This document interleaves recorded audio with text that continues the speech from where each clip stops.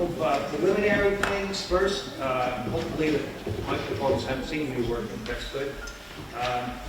There were, from the public hearing, we had numerous questions. We tried to take notes as carefully as we could to make sure we captured all of those questions. We did the research to come up with answers for those questions. In the back of the hall, on that table, are the questions that we identified and the answers that we're able to give them. They're also on the town's website. We have Town Council, Attorney Huxham, is here remotely. He's on Mr. Haddad's computer. We couldn't make it work with the big screen, but he is here. And then finally, Mr. Nezzarella will not be joining us tonight. So we have a quorum, and we can begin. The only thing on tonight's agenda is the... oh, I forgot. You're right. I forgot. Yes, and I should point out that everything's being recorded by Area 58. Thank you. The only thing on our agenda is to deal with the Morse Brothers application. I would like to start tonight, if it's all right with Mr. Seelig, with just giving my overview of what we're doing and what we have to do here. So sure. Transparency is a critical part of assuring everyone concerned that the Board of Selectmen, when called upon to make decisions, has taken its role seriously and thoughtfully. Accordingly, I will take this opportunity to set out my thoughts, observations, and reasons. I will begin by describing, as I see this matter, what we're being asked to do. Understand that in 2022, Morse Brothers requested a permit to dig a pond, remove earth from their property on Lincoln Street, to dig a pond and remove earth from their property on Lincoln Street. That permit was withdrawn before a public hearing was held.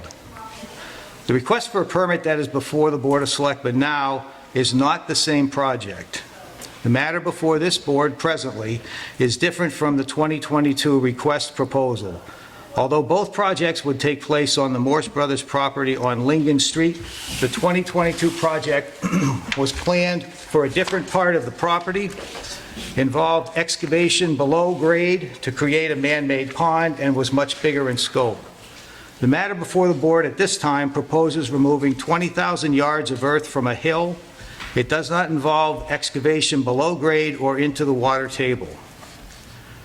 Morse Brothers is a cranberry growing agriculture business which has been in business for over 60 years and has owned and operated bogs at the Lincoln Street location for over 40 years.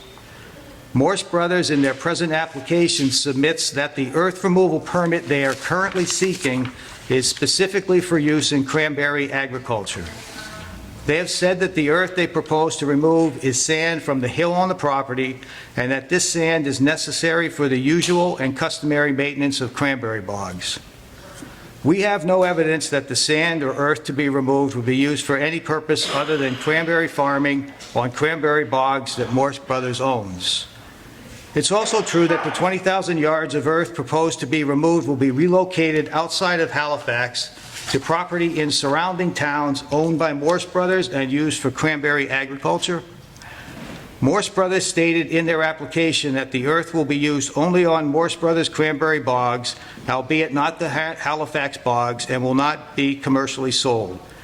Despite some criticism raised about this removal outside of Halifax, as I mentioned, there is no evidence that Morse Brothers will do with the removed earth other than what they have stated in their application.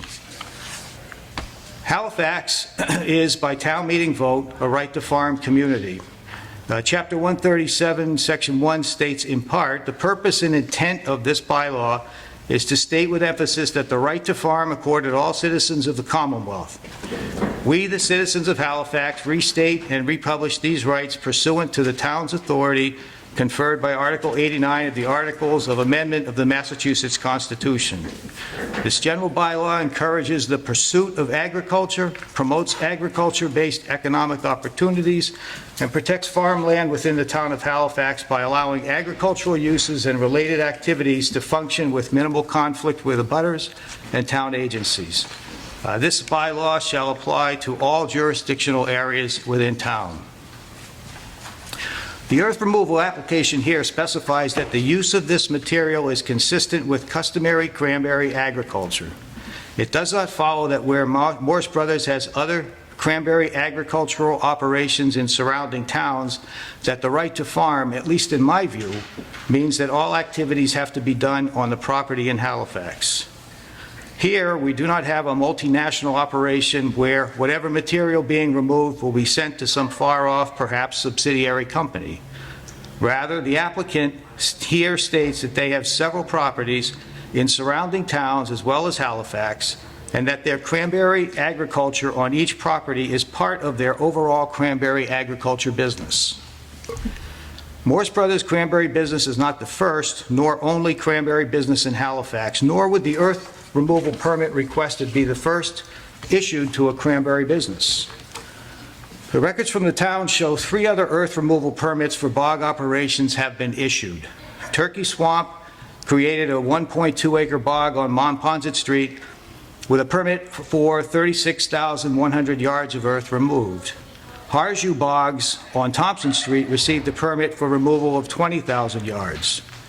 White Dog Makepeace on Palmer Road created a pond and was permitted removal of 84,000 yards. The request by Morse Brothers is not unusual for cranberry operations, nor is the amount of removal requested excessive. In fact, given this town's experience, the amount requested, 20,000 yards, is the lower end of the previously permitted withdrawals. So, it seems to me evident that the stated use and purpose of this earth removal is legitimate. The applicant wants to use a resource on their property to further their cranberry agriculture business. That being said, though, Halifax has the right through this permitting process to exercise reasonable controls. In this regard, the Board of Selectmen have heard from many of our fellow residents about concerns with this earth removal proposal. Each of the members of the board have paid close attention to the stated concerns, and we have done everything in our power and ability to consider the criticisms and concerns. Excuse me. Concerns with this request for earth removal fall into 2 broad categories: environmental, including and especially whether there is any influence on Monpont's lake or the town's water supply. The other broad category of concern raised is public safety, including traffic implications, road maintenance, and underground utilities. Some of the loudest criticisms are the environmental ones, in particular whether the removal of earth from a hill, which is approximately 30 feet high, will impact either water in Monpont Lake or the town's water supply groundwater. Granted, the proposed earth removal is located mostly within the town's Zone 2 for the YMCA Wells 3 and 4, Aquifer and Well Protection District, and according to Mass GIS, part of the site is also within Zone A of the surface water supply. The permit application has been received and reviewed by the town's Board of Health, Conservation, and Water Departments. Believe me, and I can't emphasize this point enough, if any of our town authorities, who are the experts on our town water, had raised even the slightest concern, I personally would not even consider moving forward on this application. Be that as it may, though, no concerns have been raised by any town department, commission, or committee. Because they're not qualified. Even still, the Massachusetts Department of Environmental Protection has investigated this property, including the sand and earth operations. No concerns were expressed. I offer no criticism to those who have raised the water issue. By its nature, meaning so close to the lake and wells 3 and 4, any earth removal absolutely should cause the application to be scrutinized and thoroughly vetted.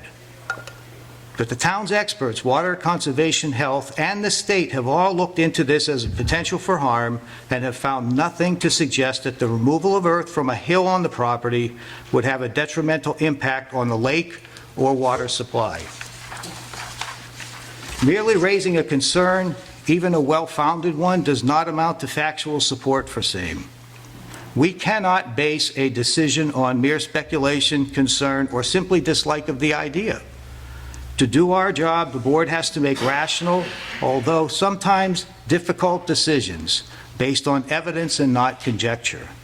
In this case, the exact same concerns about earth removal from the hill on the Morse Brothers property as causing an impact on the lake or water supply have also been brought to the Plymouth County Superior Court. There, if nowhere else, would have been the time to show factually that the removal of earth from a hill on the property would have any deleterious or adverse effect on our town water supply or the lake. The Superior Court's decision issued this past June specifically noted that no such evidence was ever offered. A similar but somewhat different issue has been raised regarding water discoloration. Well, let's recall that any current water discoloration issues could not possibly be related to the proposed earth removal since it has not commenced. Yet once again, the town's experts, the water department, have not raised any issues with removal of earth from a hill on the Morse Brothers property which in any way relate to discolored water or the need for repairs and upgrade to the water treatment plant. Finally, at a public hearing before this board, no one has produced any substantiation for the concerns of an impact on the water or the lake by the proposed removal of earth from a hill on the property. The other broadly stated objection is public safety, specifically traffic concerns, road maintenance, and underground utilities. Halifax's town experts have been consulted on these issues also. The police have raised no concerns regarding traffic, and the highway department have raised no concerns with road maintenance or underground utilities. That's not true. Regarding traffic objections, we have some recent experience from last spring. There, Morse Brothers was involved with trucking across Lincoln Street. The police reported that traffic ran smoothly. The only complaint that the Board of Selectmen's office or the police received was that a resident was upset because the trucks were going slowly on the road. As we did last spring, the Board of Selectmen would request that the police department monitor this area during any trucking to make certain that the roads are kept safe.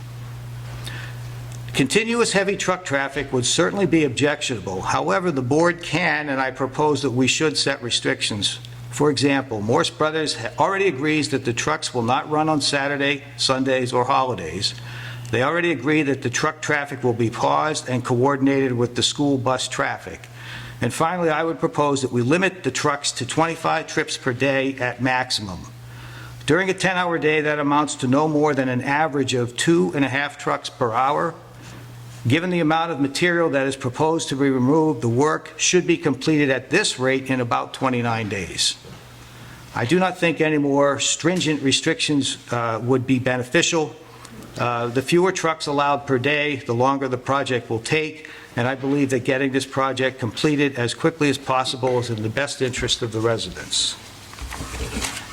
Questions have been raised about underground utilities and the general wear and tear on Lincoln Street. We have to remember that Lincoln Street is in fact a public road in Halifax. It is available for use by any authorized vehicle. The question of whether having truck traffic on this street will cause damage has been brought up to the town experts, the highway department. The highway department has made an inspection of the road and have advised that the road width is within normal limits for roadway and that there is no evidence that truck traffic will cause damage to the road or underground culverts. There are also concerns with underground utilities. Again, neither the highway department nor the water department have, after investigation, expressed any concerns. As to the underground utilities such as water and gas mains, Lincoln Street is like many other streets in Halifax. Water, gas, and electrical conduits run under the roads, which carry, in many cases, significant traffic. For example, routes 106 and 58, to name the largest. The utility companies have considered this when they place their lines. Moreover, the gas company, Eversource, has not expressed any concerns. Finally, we have recent evidence from trucking that happened last spring on Lincoln Street. No significant damage has been reported as a result of truck traffic. The concerns of my fellow residents of Halifax are the highest priority to me in doing my job as a town selectman. Every concern raised and issue spotted in this matter I've taken a personal interest in with the intention of doing my very best to make a correct decision. As I have outlined here, each of the apprehensions articulated I have expressly inquired about. It would be a poor reflection on our community if a decision that I made was based on conjecture, speculation, or simply a bias for or against. And I strive not to do that. Mr. Chair, I have a statement if I could read as well. Yes. Mine is not as long, a little shorter. The earth removal process is not a responsibility that myself or anyone on this board has taken lightly. I've seen the big dig signs, and the last thing anybody wants to do is put our town in any sort of jeopardy. This project has been reviewed by our highway surveyor, our Board of Health agent, our water superintendent, our police chief, our land council, an independent engineer, all paid employees whose job description is to help be watchdogs for our town. The site has also been inspected by the Massachusetts Department of Environmental Protection, an agency whose sole purpose is to literally protect the environment. In addition to all of those, there was also last week's public hearing to hear residents' concerns. So, all that said, I believe the town has done its due diligence. Everyone whose sole job it is to oversee and safeguard the town has come to that same conclusion, that this project does not pose a threat to our town's drinking water or our natural resources. For this board to turn a blind eye to all of these findings would not only be in poor taste, in my judgment, it would be irresponsible. If this permit is approved by the board, our work would not stop here. It would be up to this board and town officials to make sure that the rules and regulations and safeguards are being followed, and that it continues to be a safe operation for our community and our environment. Again, another responsibility that this board will not take lightly. Thank you, Mr. Chair. Okay. It's not a public hearing, but you folks came out to listen to us. If you have comments, we're welcome to hear them. Again, we'll ask you to take the podium. We'll do it one at a time. Please identify yourself for the, so our records are accurate. Yes, ma'am, please. Thank you. 42 Second Ave. May I ask if, since we're going through with this, how many more times are we going to allow them to keep coming down Lincoln? How many more permits? Like, they come back next year, are we going to approve it next year and the following year? I don't think that this would happen in any other neighborhood except for Lincoln, Hemlock, and Anawan. So to me, I think there should be some kind of stipulation that's put in writing that they can move that dirt around what they want to do on their property as long as they're not digging into the earth, right?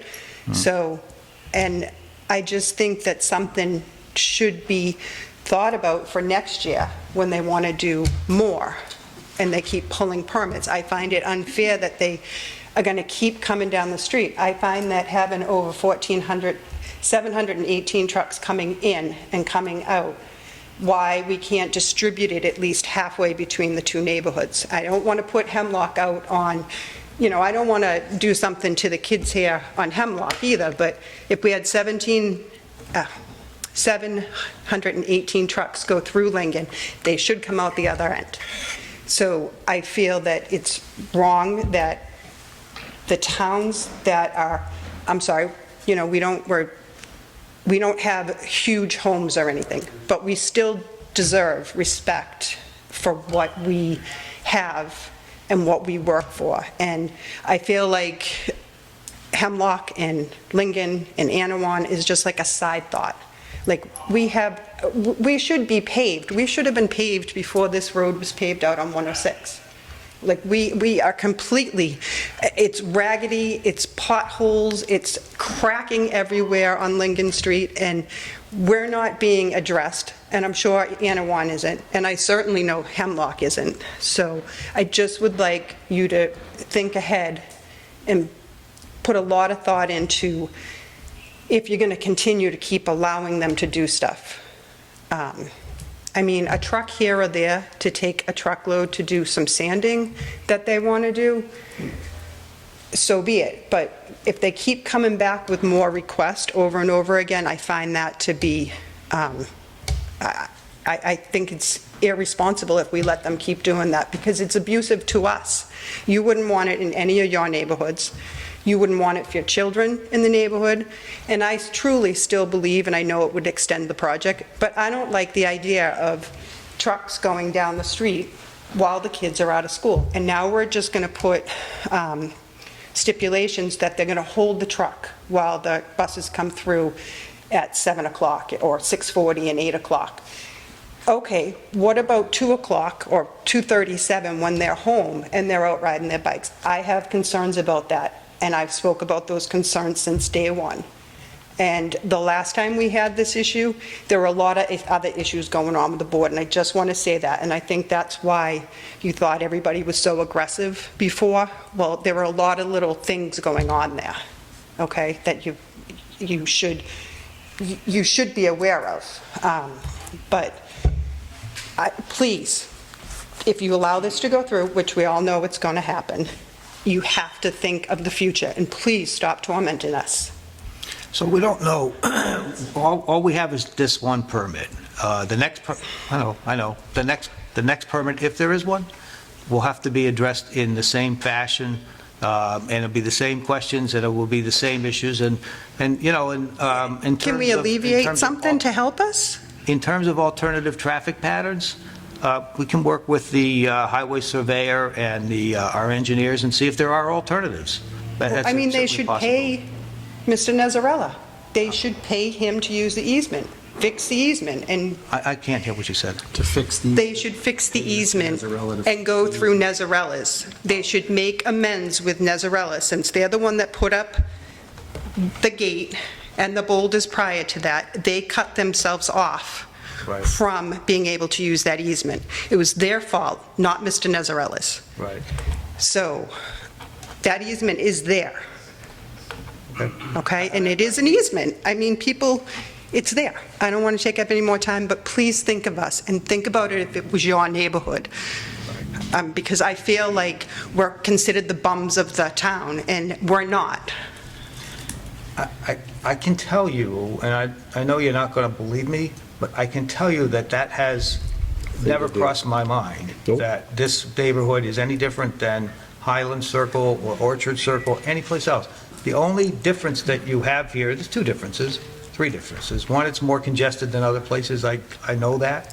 One, secondly, you've got the lakes there, I know that. And third, it just happens to be where this is. Now, there's bogs off on Thompson Street that would be complaint by the neighbors if that happened over there again, which it did one time before. And then on Palmer Mill Road, there's other bogs over there. So I can't change, we can't change the fact that this is where they are. That we can't change that. But I do understand your concerns. Yeah. Didn't have this go on for 27 years, like, other than the one permit that they did get back in 2015 that they closed in 2020. Yeah. So, and I would like to actually address, not now, but someday in the future, why don't we get attention on our road getting paved? Why do I live on a dirt road? I pay as much taxes as everybody else, but yet I live on a dirt road that I just get graded. Like, why? That's an issue I mean, you have to so- take up with the highway surveyor. He makes the decisions on when to pave roads. I don't. But that's the type of thing I'm saying, is we're not paid attention to. I can tell you that a study was done by the highway surveyor. He hired a consultant in either 2019 or 2020 to analyze all of the roads and the conditions in town, and he's been utilizing that report to, it basically categorizes which roads to do first. And I think the mere cost has really caused delays. To do 1 mile of road, it's a little over $500,000. But the And we allocated road, about $300,000 at town meeting. but the road out on 106 did not look like our road. So, Yeah, I'm just I mean, it's relaying obviously the Steve consultant's work Hayward's that was done. and consultant. That's what he utilizes. That's because that's passed over by many a people, as opposed to Lincoln, which is just the neighborhood people. Which, by the way, when you have all this other stuff coming to you about the town, like I brought up before, we're going to become a throughway, and I'm going to want some signs put up, and I want speed bumps put up, because you can't have people just using us as a cut-through. You can't have people from other towns, from far away, coming and using our beach. Things need to be done to protect that neighborhood, and I'm begging you, please, please. You mix up a whole bunch of issues. Yeah, I am, because I'm trying to show you that you're not seeing it. Wait a minute, wait. This is... I'm not trying to cause trouble. Just a minute, please, just a minute. I'm going to just cut you off right now early, just so to make it clear. We're going to do this organized. Everyone who wants to have a chance to tell us things, that we're certainly going to take it, but I'm not going to allow people to holler from the audience one way or another. It's just not going to happen. We can't run a meeting that way, so please refrain from that. I'm all set. I'm just hoping that you'll think about next year and the following year when they want to keep pulling permits. I just want you to respect us. You've got it. Thank you. Okay, do you want to address? Yeah, I'll take this. Okay.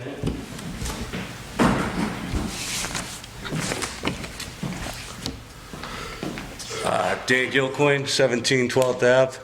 First, we need to stop talking about all these other bogs. No matter what construction they do, they don't go through a neighborhood. Palmer Mill Road is right at the end, right out onto 106. All the other ones are main roads. Secondly, who's going to be legally responsible for these utilities when they do break? Are we as taxpayers paying for this stuff? Well, so I can tell you, I spoke with the water superintendent, I spoke with the representative, I personally spoke with the representative of the gas company. They have absolutely no concerns about the utilities under that, wherever they are under there. I understand that someone said this and that, but when it happens, Well, then we'll have to deal with it when it happens. I don't know what else to tell you about that. I mean, obviously, the gas company will come and fix their stuff, the water department will fix their stuff. I mean, you're asking me hypothetical questions that I really don't have an answer for, because it just has never happened. So, I mean, I'm just trying to look ahead here. I mean, what if one of these trucks hits a school bus? and we've looked, Because they ain't going to stop. I got cameras all over that road, and I got them at like 6 in the morning pulling in. They're not going to stop. They're not going to listen to you. And who's going to police so, that? all right, so that is a good point. If you have any suspicion that the terms of the permit aren't being properly followed, particularly in terms of traffic, we need you to tell us that. I've already talked with the police chief, and they did this last spring, where they would ask whatever sector patrolman to pay attention over there and take as many patrols as possible. And I can tell you from personal experience just now that every time I call the police chief and ask him to take a look at that road, he sends somebody right away. So it will be monitored. I mean, we can't post a guy there all day long and watch it. That would just not going to happen. But if we have any evidence at all that they're not doing what they're supposed to do, yeah, we'll get right on it. But, we need your help on that. If you get a picture of it, take a picture and show us, we'll take it right to them. If you can call us when it happens, or call the police, they're very sensitive to this issue. The police are well aware of neighborhood concerns in that area, as are we. Yeah. So, I mean, we're going to do the best we can to make this work for you folks, obviously. I have no interest in Morse Brothers other than the fact that they grow cranberries. I mean, that's it. It doesn't matter to me what their business is. What matters to me is that we run the town correctly, and I think that this has to be done, that this request is legitimate for whatever it is they're doing, but it has to be done in the right way. And the right way is, again, asking you folks to keep an eye on stuff for us. If you see any problem, you see the road looks like it's getting a problem, let us know. We all have email, we all have telephones, we're all available. I've gotten emails in the last, I can't tell you, I'm probably 6 or 10 emails in the last week about this, that, and the other thing. I answer them. So, and if I can't find an answer to you, I'll find out somebody that will. Right. And thank you for your concern, we do appreciate it. Mr. Gillespie, sure.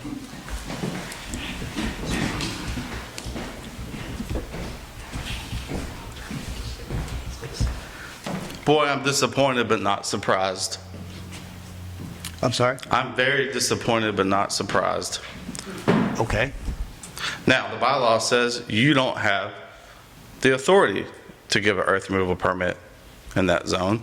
And in fact, the peer-reviewed town engineer said they may need a permit from the planning board because the bylaw says no permit can be issued greater than 50 cubic yards.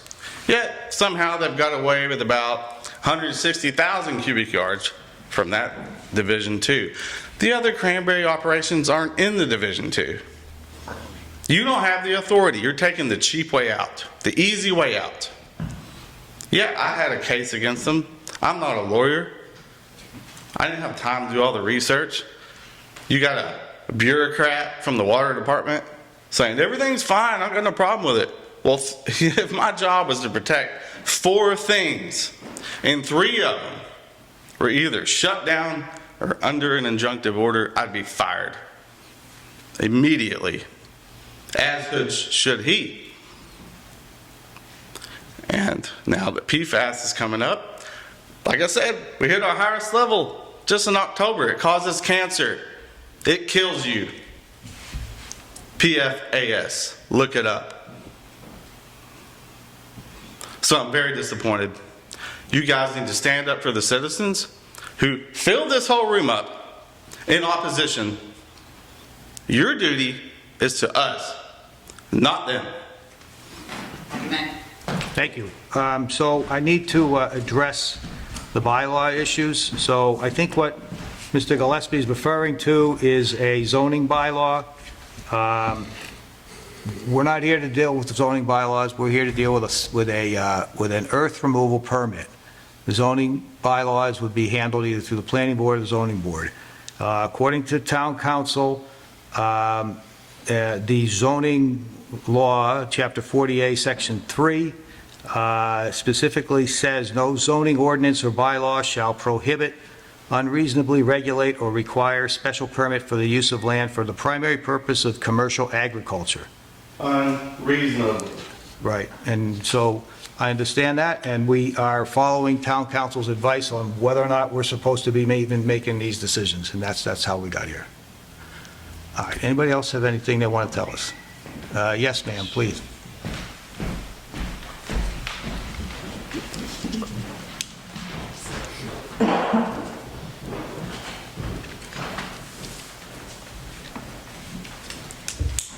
Margaret McKenna, 121 Lincoln Street. You referenced the case in June and how the court ruled against us. Did you happen to know that Morse's attorneys used your words, Mr. Bruno, against us when you were speaking about their project? Oh, I spoke with so-and-so in the water, basically giving an opinion as if you were a hydrologist, which you are not. They used that against us in court. I was part of that lawsuit.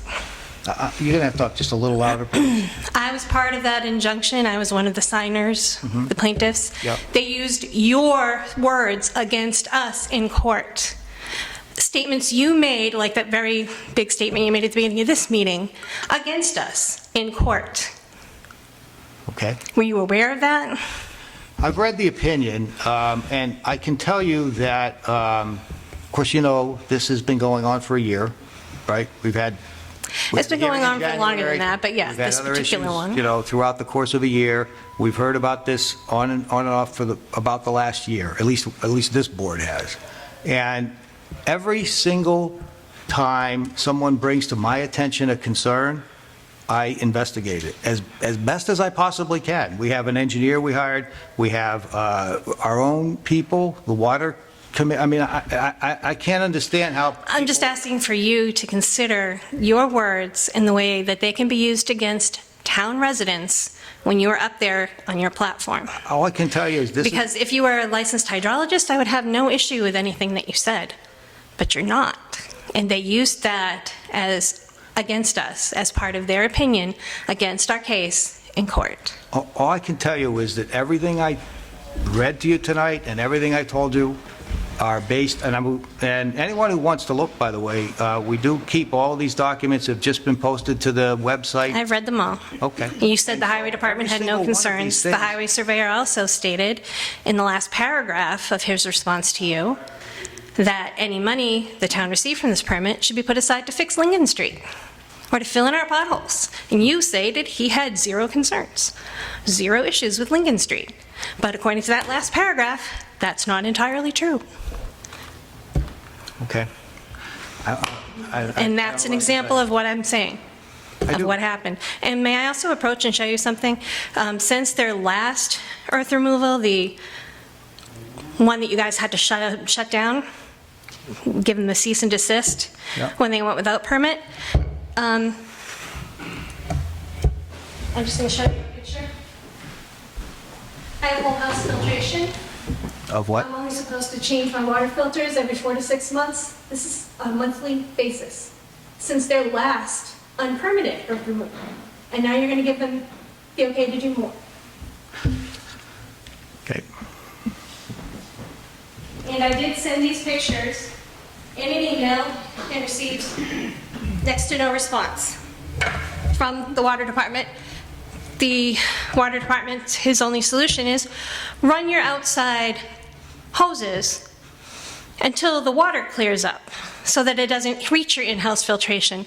Well, until it's coming out of our faucets brown, we don't know that there's an issue that we should be running our outside hoses. Should we be doing it every day for 20 minutes?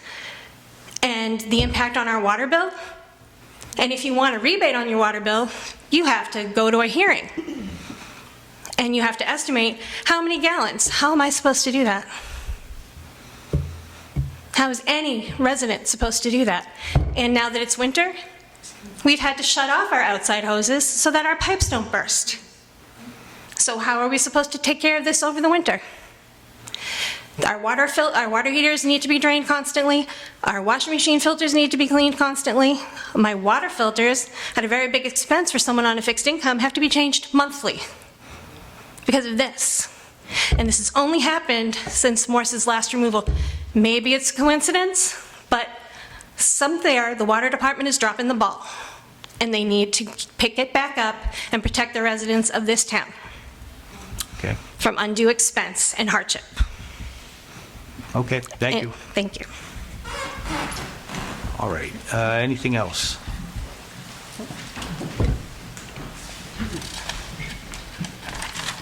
So basically, You have when to you... please identify Amy yourself. Troop, 10 Hillside Ave. So basically, you have given a cease and desist, slapped their hand. They did an illegal mining. Do you have any proof that that illegal mining did not hurt the well? That is in our aquifer protection zone. Do you have any proof? Or are you just going with word of a water department bureaucrat that stated something different? Do you have any proof that that did not hurt the well? Do you? I read to you everything. Do you have any proof, Attorney Bruno?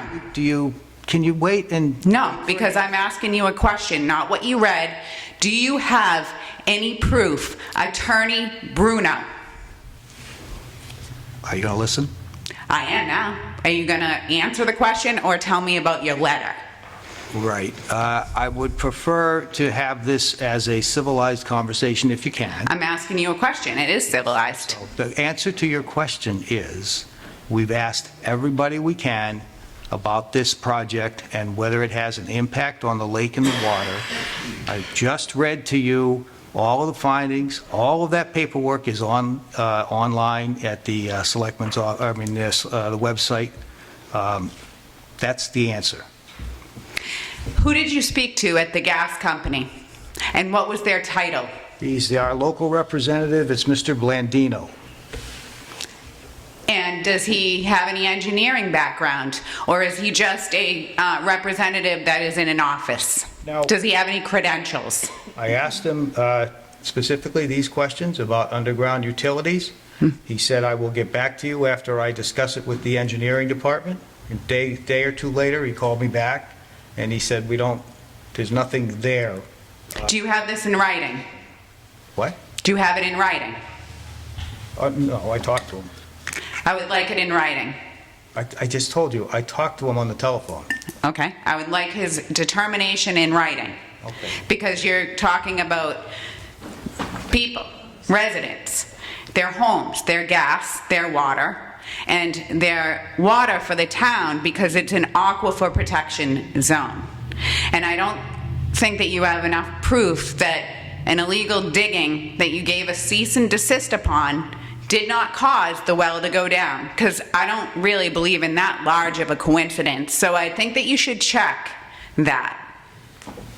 Okay, thank you. Anyone else have any comments for us? Yes, ma'am? And I also wanted to say one more thing. I definitely know that I have sent many emails since July specifically and have not received even a notification of receiving. So that is now on record. We had another comment here.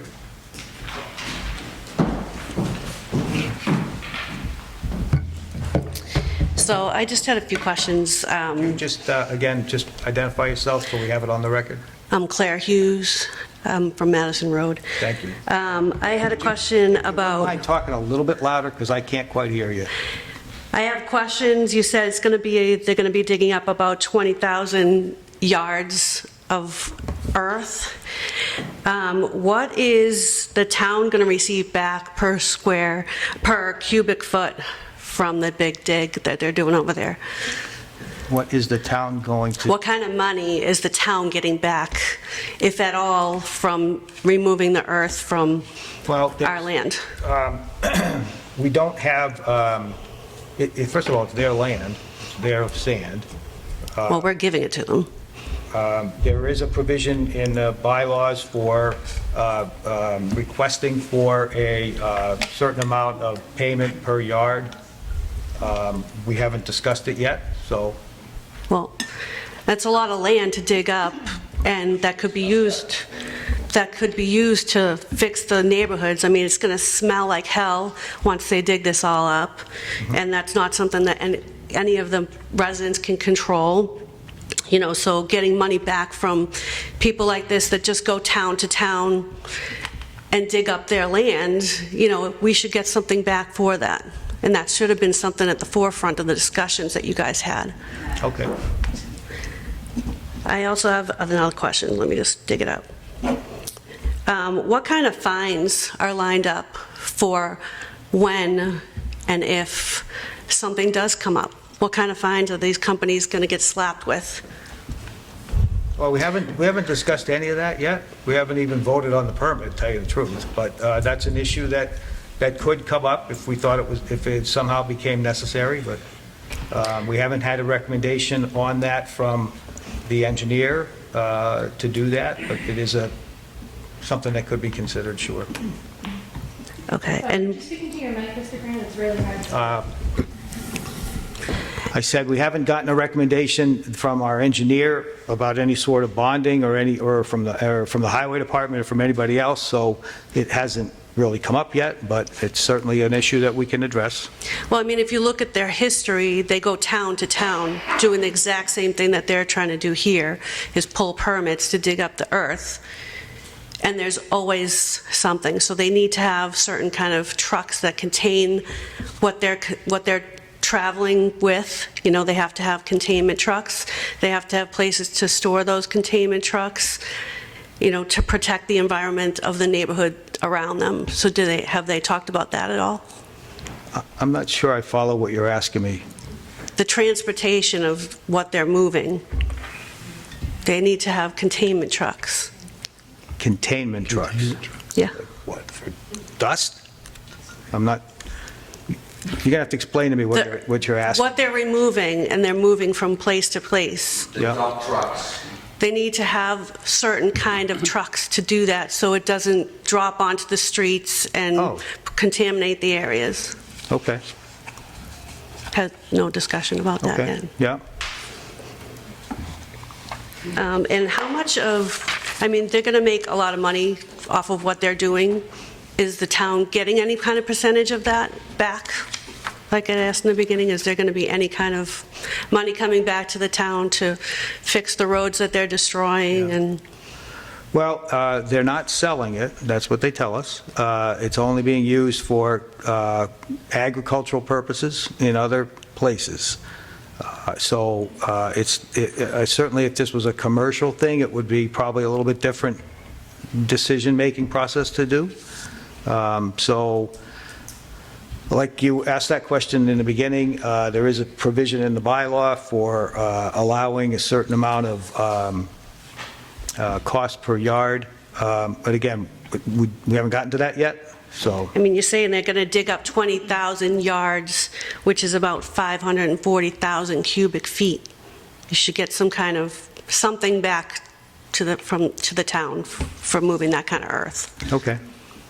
Again, we haven't discussed it yet? I mean, we're at the point where there's permits, so I feel like this should have been discussed by now. Well, we can't. Actually, we can't, because we have to do this in an open meeting.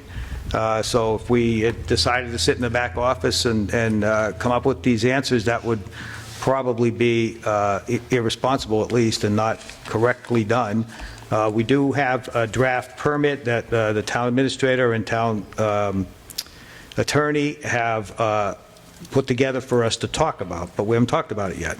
So that's what we're doing tonight. Have you looked into this company's history of doing this in other towns?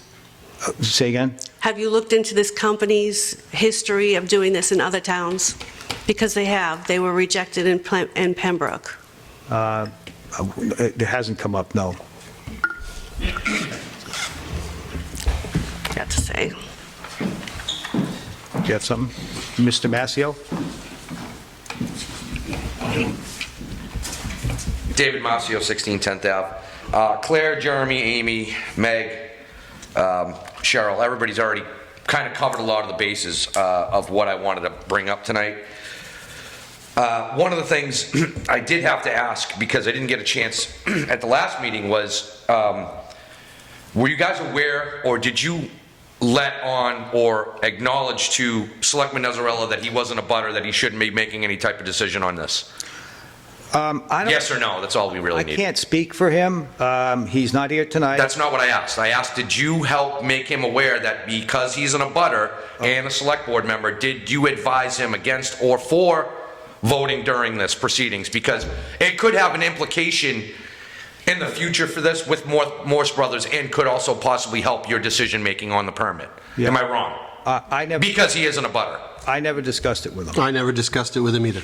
Okay, neither one of you knew that because his family's farm was abutting this property, that you should tell him, hey, possibly you should recuse yourself from this meeting? Nope. No, we left that up to him. It's his decision. Okay.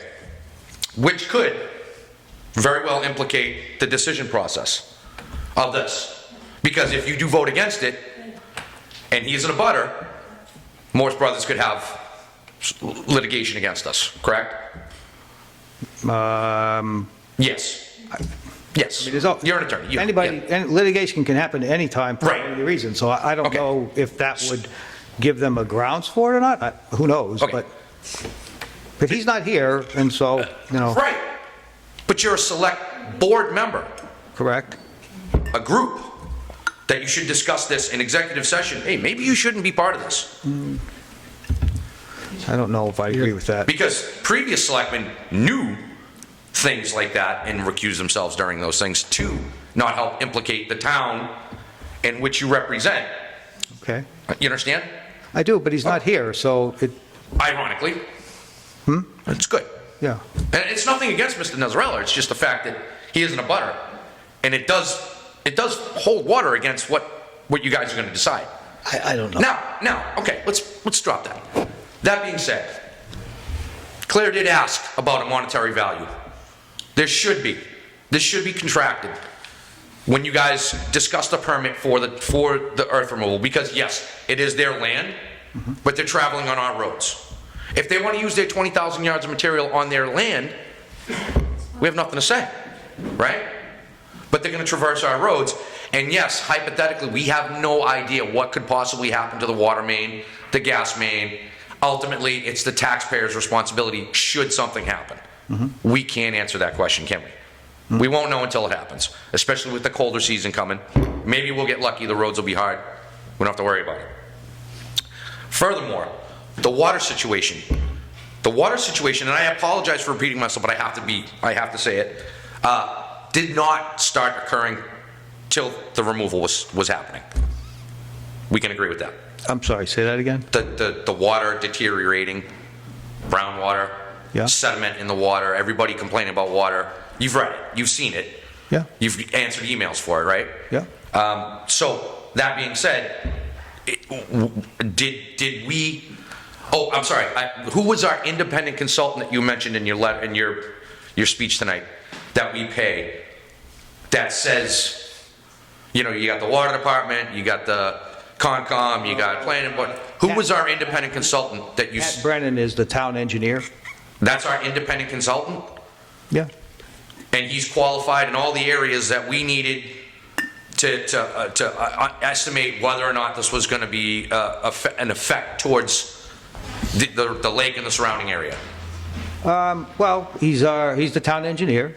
He's the town engineer. Yeah. So, and besides that, we have the water department, we have the Board of Health, and DEP was on that property doing an inspection in October. I mean, what more do you want? We want to be protected from anything that's going to happen from here on out, John. I understand. I'm not asking to be a jerk. I'm asking you guys to do your job. You're saying I'm going to make a decision tonight. You work for us. You work for the town. Right. So how about we figure it out? This is what we're asking. This is what everybody's here for, is to ask you to help us figure it out. Okay. Have some contingencies put in place so that if something should happen with all these people, some on fixed incomes that have to change their water filter monthly, have some sort of alleviation that knowing you're doing the right thing. That's what everybody's here for, John. It's not here to piss you off.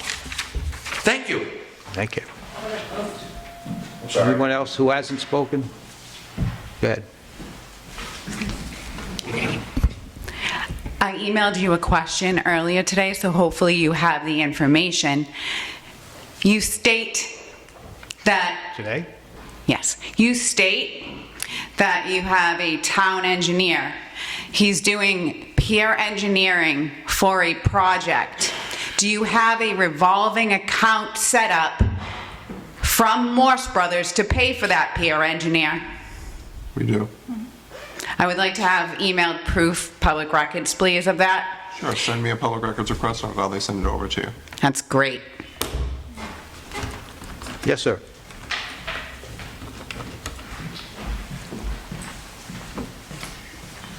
Answer Nasrallah, 139 Hemlock Lane. And my concerns with Morse, as the people here are, question, is their credibility. We've owned the farm since the 70s. They pushed onto our land, and their road is on our land. And we tried to confront them. They're nowhere to be found. You can't get no answers out of them. So I have faith that these people shouldn't be trusting Morse for what they're going to do. They're going to do what they're going to want to do, and nobody's going to stop them. Their credibility with me and my family hasn't been good at all. So just take that into consideration. I appreciate these people standing up. Okay, thank you. I just have one more thing I want to add, please, John. David Marcio, 16 10th Ave. Where you're going to have, the project would entail about 720 truckloads of earth. Now, we did an estimate of how many trucks were going to be coming in. Was 25 to 30 a day?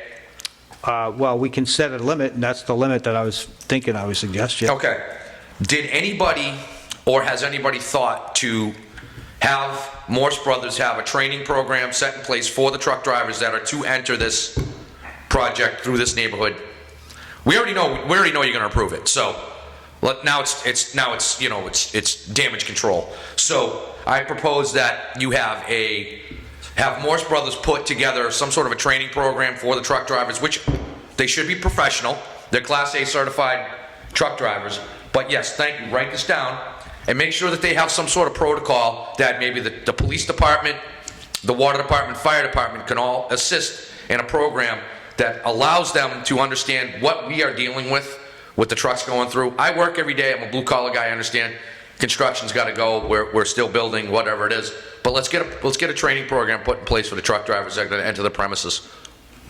I think that's fair to the town. You need to explain just a little bit better exactly. A training program? Okay, so a training program is what you do to teach people how to do things a certain way. Right. Okay, so you're going to drive in the neighborhood. Okay, John Smuckatelli is driving truck 1. Okay, John, the posted speed limits, oh, wait a minute, we don't have any posted speed limits on Lincoln, do we? Okay, you need to observe the speed limits, or by your profession as a driver, to be courteous and kind driving through the neighborhood at a specified or lower than speed in the neighborhood. Okay? School bus, 100 feet, children coming, slamming the brakes, do not cause any harm. Not every truck driver has the same mentality that most professional drivers do. Some guys are just bodies behind the wheel. But I think this would safeguard, should an accident happen, that, hey, we took the appropriate precautions in the town to instruct every driver to have this certificate. You're going to drive through Lincoln Street, you need to know that you took this training course at the police department, fire department, emergency support, said, hey, this is what we can suggest you to do the best you can driving through this neighborhood during this project. And yes, I'm picking at everything I can in order to make sure that they do it right. Okay. Am I wrong? Not wrong. I'm not sure what step to take there unless we consult with the police chief, I suppose. And Consult with the fire department, police chief. Yeah. They all have to have a training program to drive their vehicles through town. Yep. Okay. And commercial truck drivers take a test in order to be what they are. Okay? But we're going into a little bit of a delicate situation. You got a bunch of irate residents that don't want this to happen. It's going to happen. So let's push a little more. Show us more of what you can do working for us. Push back. All right. You haven't spoken in the back there?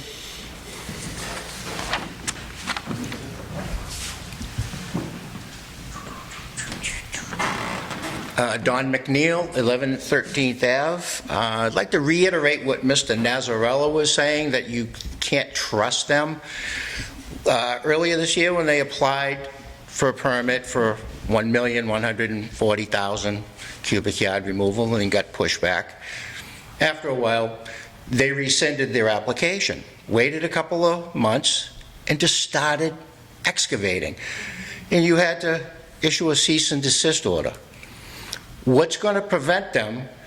I'm pretty sure that the permit application says about 20,000 cubic yards. It doesn't specify exactly. So what's about 20? Is 25? Well, that's about 20, isn't it? Oh, 30? Well, it's a little bit more, maybe 50% more.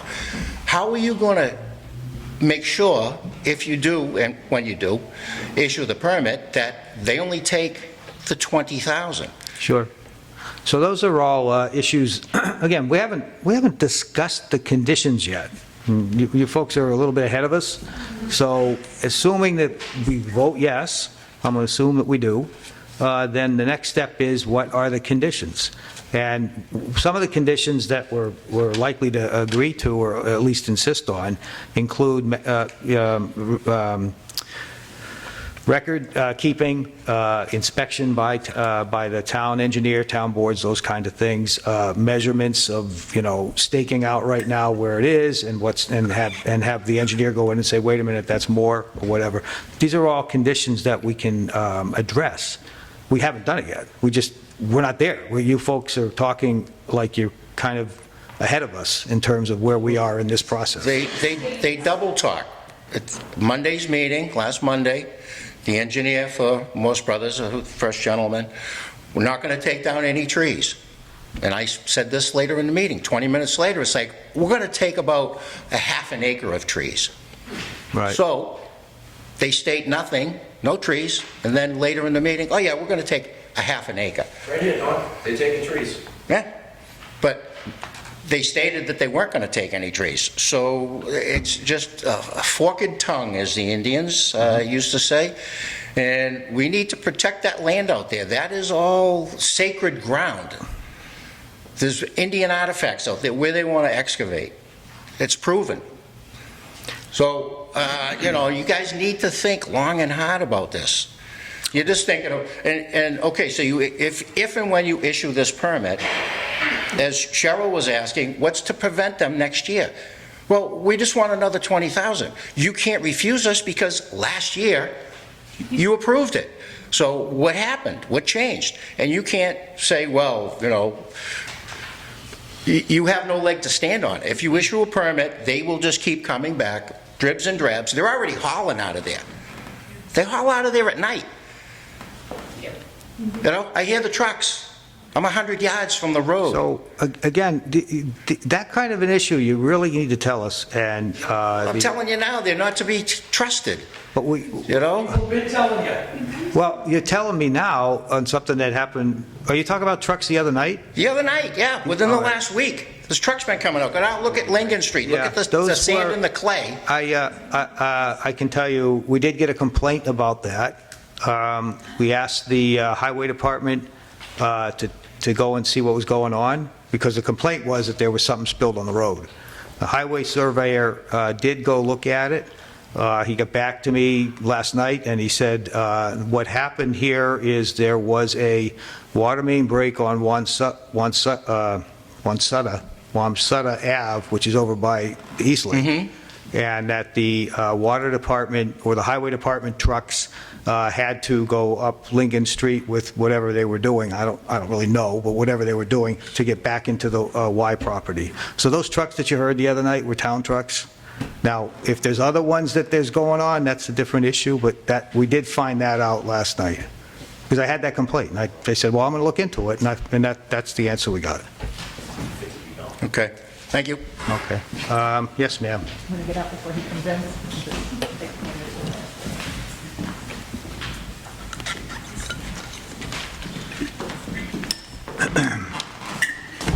I'm Karen Trainer from 95 Hemlock. First of all, I would like to thank the board for the quickness with which you did get the materials up and available. I really appreciated that. I was thinking I was going to have to come down to town hall and get them during the day, which the first response was, and I was very pleased to see that you actually put everything up there so that we could see it. It was very helpful. That being said, I would still hope to have a no issued to them. Probably for some of the same reasons, and I know now that I know what I had hoped to say is jumping ahead, but the conditions are what concern me. I think you said that they've now agreed not to do the Saturday and to conform to the hours, but in the paperwork here that was on the website, they weren't agreeing to that. They said they would not commit to, there was thing after thing after thing. Let me just stop you there one more time. Just like I was explaining to the man before you, and to all you folks, I mean, all the things that you're talking about, we just haven't discussed yet. I mean, that's the next step here tonight, Right. is to say, all right, if we agree to the permit, these are the issues. That's why I'm glad you're telling us, right? But, whatever their application was, we don't have to agree with their condition, but setting our own conditions. So it's our expectation, if we were to go down this road, would be, just like I said, no Saturdays, no Sundays, no holidays, and so on. And that would be a condition of the permit for them to accept the permit, that they would have to do all those things. So it would be the things like not burying the stumps that they said they wouldn't agree to, and... Sure. Even in terms of the amount being taken, it was written in there that they would have an engineer that they would have to fund that would actually be measuring the amount of stuff removed. And they said, no, that's okay. We'll just tell you how many trucks come out. And I think that's just, it just doesn't feel right. Again, that's another idea, another one of the conditions that we need to discuss tonight. Again, I'm assuming we vote yes. I don't want to keep saying that, but assuming we did that, then the next step is to say, okay, if we're going to allow this, these are the parameters that you have to follow. So some of it includes the measurements, some of it would include the hours, some of it would include their responsibility for spills, their responsibility for damage to the road, all of that kind of thing. That we just haven't talked about that yet. Yeah. So I'm glad you're telling us those are things that are important to you, which we already had heard from earlier meetings. But again, I can't give you an answer yes yet because we just haven't talked about it. No, I understand you can't give an answer yet. I think it's just the way it was written in the proposal that they had sent back, and then I think there was some comments from somebody on behalf of the town, but it was basically that they don't feel that it's applicable to them. They don't feel that those rules are applicable to them because of whatever they're saying, it's their agricultural use or something, it's chapter 144. which I We've been don't- fighting with Morris Brothers for a year on whether they have to draw a permit at all. And their original position was that because it's agricultural, at least in their explanation of it, that they are exempt from any sort of permitting process. So we have gone with our counsel, and that's why we're at this stage here. Our counsel and talked to their lawyer and persuaded him that yes, you do have to file for a permit, which they did. So that's kind of bast. Now, in their answer, they're saying, well, we're not agreeing to this, but... Legalese, right, yeah. Right? So, you understand why they did that, so... Right, but it's kind of like saying, I have a candy jar of cookies here, but don't take any, but they think that they're entitled to them, so what's to stop them from sticking the hand in and grabbing as many cookies as they want, which is, I think, the point about the 20,000 yards and the measurement and all of that. So with this particular hill, has this been excavated ever before, this particular hill? They've been, according to the... So it used to be a really big hill, and now it's, I mean, what's... No, it's still 30 feet high. And according to our engineering report from last March, in the historical, he looked at the maps and the historical, whatever the right word is, I can't think of the right word. But anyway, he did that, and I think at least from 2003, there's been sand removal from there. Where it's gone, I don't know. But it is concerning because it is in that protected the zones, and I don't understand what all of those different ones are, Zone A and Zone 2, but it does sound concerning when it's close to something, and if they are repeatedly wanting to come back and take more from there, and at what point is it getting, disadvantageous for us? And honestly, just in terms of how much they've already taken from other areas on the property, I think if they were using another area on their property, it might feel better than in that particular zone.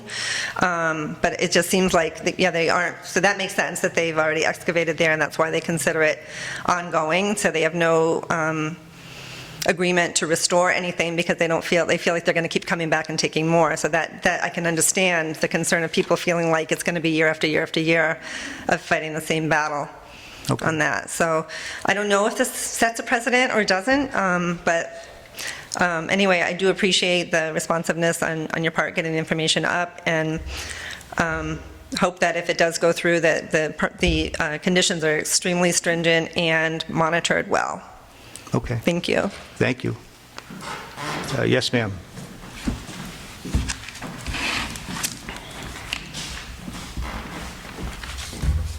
Elena Finizio from the Monpont Street. So I just have a few questions. If this project does go through, what kind of oversight will the town have over this project? So we would have complete oversight, really, and again, you're a little bit ahead of us because we haven't talked about the conditions yet, but one of the conditions likely will be that we will have access to the site at our discretion, both the board or the Board of Health or whoever has to go, and we will also have regular reporting from them as far as the trucking, whatever is going out, and the oversight by our town engineer to review what's going on. Do you know if the town engineer will be on site every day? Say again? Will the town engineer be on site every day to oversee the job? Will he oversee? Will be on site every day. Oh, I don't, no, won't be oversee. How often will the engineer visit the site? Well, I guess that would be something that hasn't been determined. I don't know really what that answer to that would be. Okay. And as far as the trucks that will be used, are they owned by Morris Brothers, or will they be using outside contractors? I don't know. I don't think we would have a way to know that. Yeah, I don't know. I think traditionally they use outside, I think, when projects are done like this, but I can't speak to it specifically. Okay. And so would Morris Brothers be like a general contractor? Well, no, because it's their property, so they're removing their own earth. Well, we're getting a little bit into a distinction of what a general contractor is, but they would be the property owner who hires if that's the case, they hire the truck company to move the material off. I think they have their own equipment on site to do the actual removal. They have their own screening equipment, and I think they do that themselves, so. Okay. I've seen the equipment on site. I mean, I took a tour there last spring, and it's already there. Okay, so you're saying they're going to screen it to a certain size, and then that's what they're going to take out? Say again? So those so what they're removing is they're going to screen it to a certain size, yeah. Aggregate size, and then they're going to remove it that way. What they tell us is that they need sand for bog, it's not me, is it? Not you. Oh, good. They need sand for bog maintenance, which is pretty common, and that's what they want to take out. So they would do whatever they have to do, they would do it there. Okay.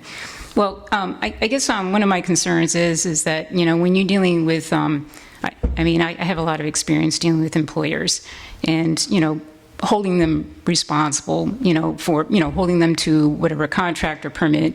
And then it becomes even more problematic when you have third-party contractors. So what I envision can very well happen is you're going to have these trucks, running through the streets, and they're not even Morris Brothers. And to have oversight over them can be very, very difficult. In terms of the trucking traffic, if you talk about the traffic aspect of it, we certainly expect people to tell us if there's a problem. The police department is really good about keeping an eye on it. The experience we had last spring with whatever trucking they were doing, the only complaint we got was somebody was complaining because the trucks were going too slow. So, I mean, they do, they're told what has to happen, and any complaints, we'll have to deal with them as they come up. But there will be oversight on that. There's oversight on the project itself through the engineers and whatever inspections we think are necessary. Yeah, because some of the problems with, with trucking and, if you have that many, 24 in a day, I mean, it seems reasonable until you actually live on a street where you get that much traffic. You'll find that, sometimes, it doesn't always hold the cargo that they have. And also, too, they often engine brake. That's a very common thing. Living on Monpont Street, I know every truck that goes up and down that street. And a lot of them engine brake. They drive fast, and then they engine brake. And, they're not adhering to the speed limit, and so, that's my concern. And, I had brought this up, to the town some time ago, that some of the speed limit signs, had been, well, they were probably vandalized, but, and I asked to have them put back. I mean, eventually, I think 1 or 2 got put back. But, there's none on Lincoln Street, to remind, the drivers of the speed limit, So, dealing with employers, a lot of times, with town officials, they're going to be on good behavior. But with the residents, they don't care about the residents. They'll just do their thing. So. Okay. I just hope that, there's something in place to consider, the residents, Okay. We understand that maybe sometimes they might do work, but, it's just that, to consider, the noise, the traffic, so. Okay, thank you. Thank you. All right, thank you. All right, anyone else? Yes, ma'am. Oh, well, you both have already spoken, so you can go first if you like.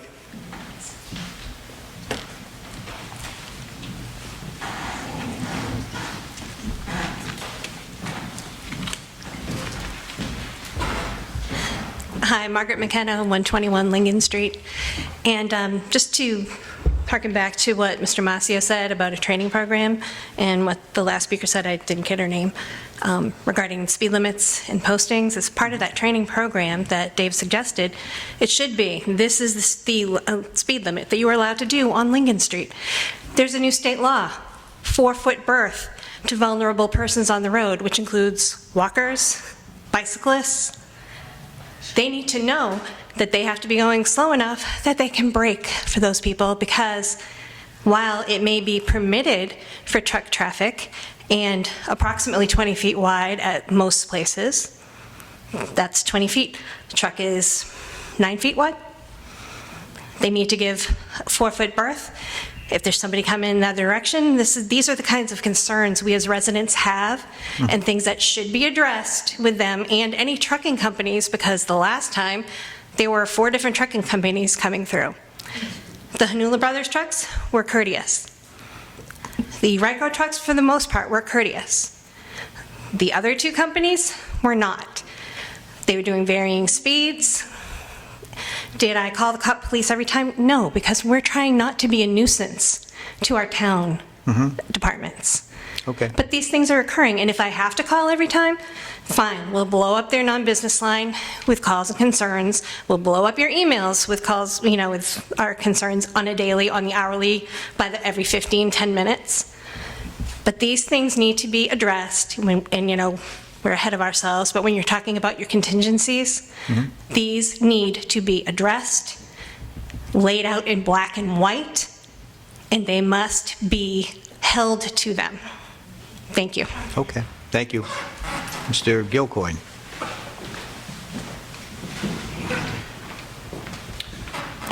I just want to point out that everyone keeps saying Morse Brothers.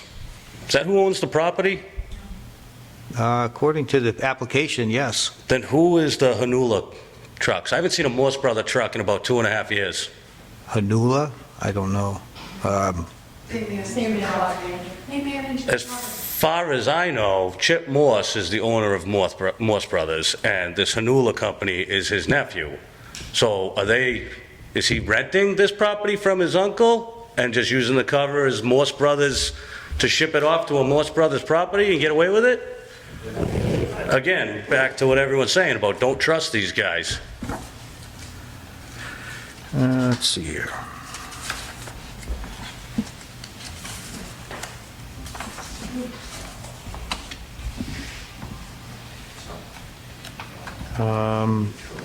Somewhere in the application, it asks who the owner is. According to this, the legal name of the applicant is Morse Brothers, Inc., with a address of 3203 Cranberry Highway, East Wareham. That's what it says. I don't know. Nobody's mentioned before that was any sort of an issue, so I can't really answer anything further than that. That's the I grew up in this neighborhood, and I've seen Morse Brothers trucks my whole life, and I just thought of this, that I haven't seen one in 2.5 years at least. It's the white GMC trucks that say, I think it's Hanula. Even their big rigs don't say Morse Brothers. I mean, if you think it's an issue, we can certainly inquire about it, yeah. I mean, that's like the first thing we need to figure out, right? Yeah. So, Okay. just All right. wanted to point that out. Okay, thank you. All right, any other comments? I'm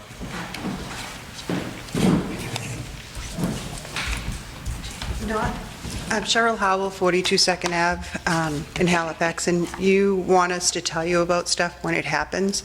So I'm going to be open and upfront about stuff that happened a year ago when they wanted to pull the permit without using names. But one of the board members was actually having an affair with another board member, and that one board member was having an affair with Ryco, which was the company that was going to do the hauling. And that's why a lot of the stuff we were having trouble with was because we felt as if it was just going to be pushed through, because it was a lot of behind-the-scenes stuff going on. You can't tell me that people that were dating weren't talking about it behind the scenes. And that they thought, because, and I'm going to say she was on the board and was dating somebody from Ryco, that they didn't think they could just push that on through. So I think you should be aware of that. And I never wanted to bring it up, but I think it's something that actually needed to be addressed, that this is the shady stuff that was going on. Okay, well... You can do what you will with that. Okay. And that's why we had 2 of them leave, and our poor town administrator, which Cody, you're great, but we had Marty Golightly left also. And I don't know if it's because he was disgraced by the whole thing. Yeah, So, okay, thank you. I don't know I mean, I didn't want to say that, so. really what to tell you about that. That predates us, and I can tell you that I don't get involved in any of this one of these, and I think so. Yeah. John, can I just say for the record, nobody here is associated with Ryco, and John and I are not having an affair. So, just throwing that out there. All right.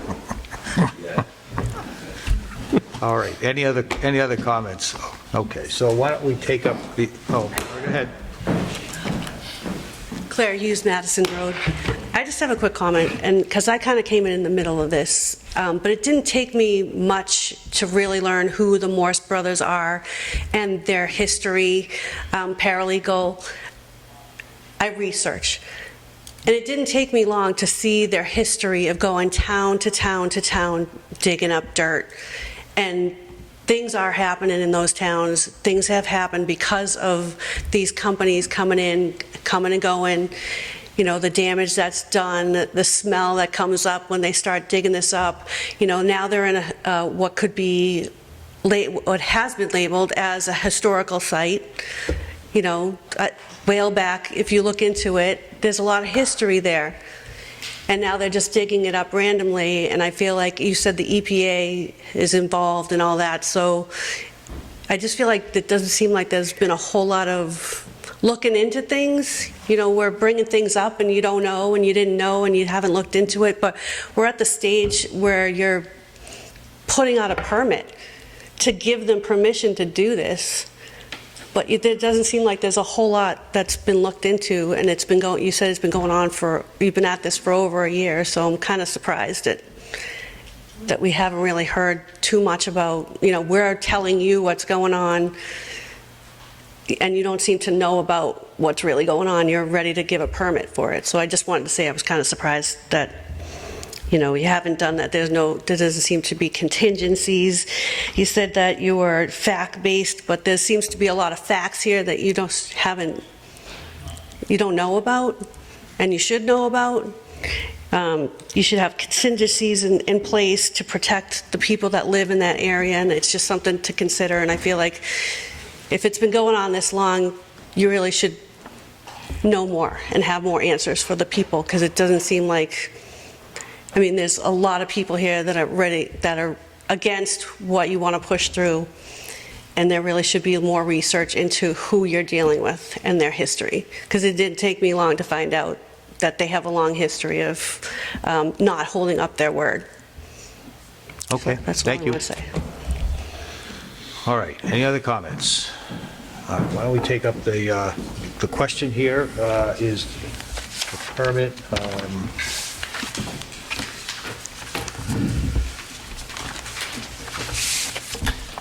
All right, sorry about that.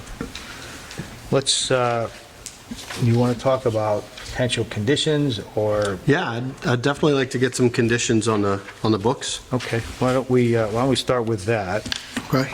So we do have a suggested list of conditions here, and we may as well just talk about them and make sure that, you know, that these are the things that we think ought to happen. Okay. The various conditions, there's quite a few of them that we're going to just talk about now briefly on each one, or whatever we have to.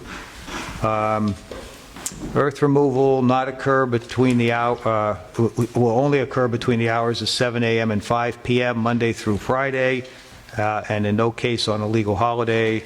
This shall include, without limitation, starting of engines, loading and unloading of trucks, and preparing for commencement of work. Yep, no, I agree. I think you need to keep it during the week, and I think you need to keep it at reasonable times. Okay. Vehicles loaded with soil or sand shall be suitably covered to prevent dust and contents from spilling and blowing on the road. That seems like a reasonable thing. What? It should have a certain type of containment truck, so it doesn't get onto the earth outside those trucks. Now, I thought with containment, I thought that was with soil that's been contaminated. I thought with regular digging it out of the ground, and correct me if I'm wrong, this is not into the ground, this is above the ground.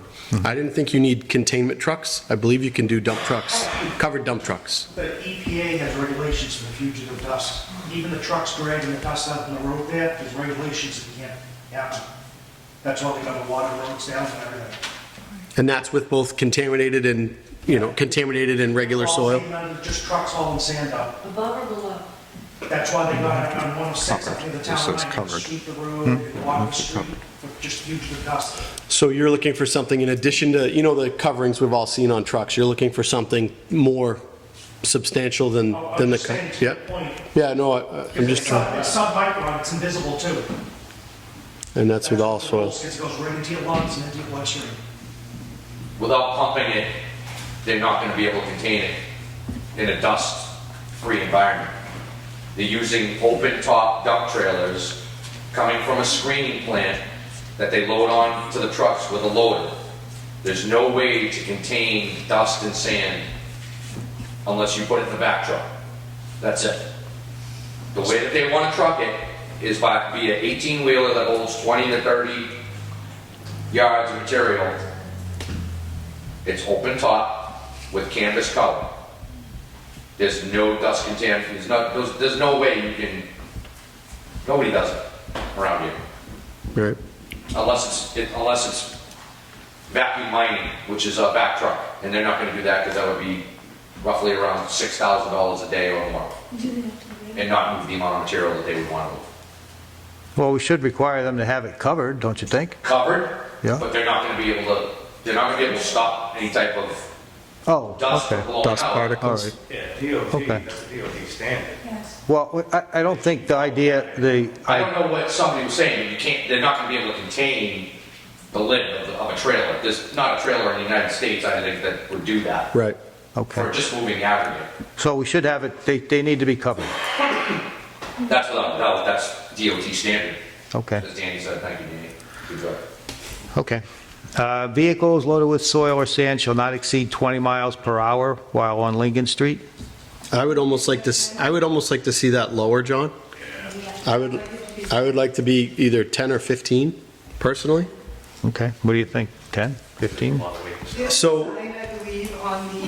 Would it be asking too much for them to pay for a police detail? Say again? Would it be asking them too much to pay for a police detail on that road? Only, A couple weeks ago to do it? only if we needed it, we would consider that, but we That already... might slow the trucks down. Well, the only complaint we've gotten about the Morse Brothers trucks from last spring was they were going too slow. So, I mean, that's the other side. I think the road that they have their primary road in Middleborough, I believe there's a 10-mile-an-hour sign on that road. How fast? 10 miles an hour. Keep it at 10 miles an hour. We can set anything we want to, as long as it's reasonable. But please don't come at us upset that the truck is taking too long to get out of the road, I don't agree. right?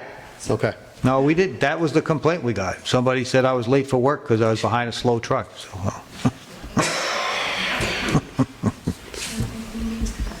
I have my kids alive. To avoid conflicts with school buses, vehicles traveling to and from the project location for purposes described in this permit shall not be present on Lincoln Street during the bus pickup and drop-off times provided by the town. So the school department will tell us when those are. Morse Brothers be responsible for all spillage onto any public way of the town from the earth removal. If it becomes necessary for the town to clean or remove the spillage, the cost shall be paid by the town, paid to the town by Morse Brothers. Morse Brothers shall be responsible for all damage to any public way from traffic occurring in connection with their earth removal, entering or exiting the property. Limit of 25 trips per day. The permit may not be assigned without written approval of the board, meaning it has to always remain with them. Morris Brothers shall notify the board, meaning the Board of Selectmen, in writing at least 72 hours before any material change in earth removal pursuant to this permit. The board and representatives shall have free access to the property to conduct weekly inspections at any time without prior notice to determine compliance with the permit. I like that one a lot. No processing of earth and no operation involving earth materials other than the permitted removal shall take place on the subject premises during the period of time of the permit unless specifically permitted by law. I think it just means that they can't do anything else other than this unless it's the usual things. Sorry, who's overseeing that part? Hmm? Who's going to check in on that? Well, that's what, we have free access to go in anytime we want to, whether we go or we send somebody. So if there's an issue, we'll go and take a look at it.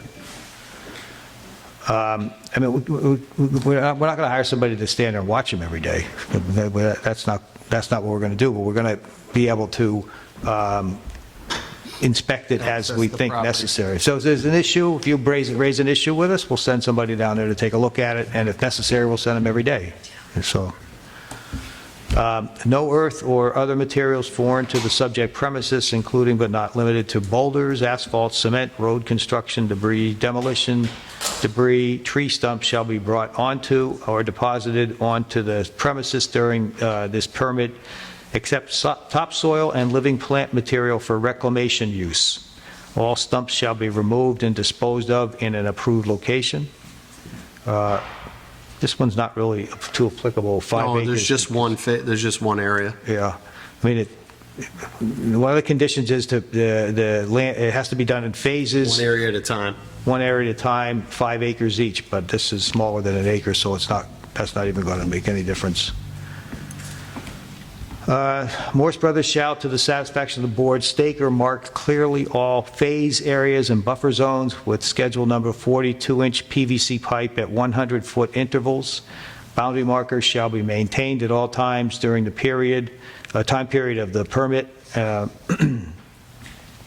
Before excavation commences and at the expense of Morse Brothers, monitoring wells will be drilled at locations and in numbers determined by consulting engineers of the Water Department, who will conduct initial tests to determine ground and well elevations.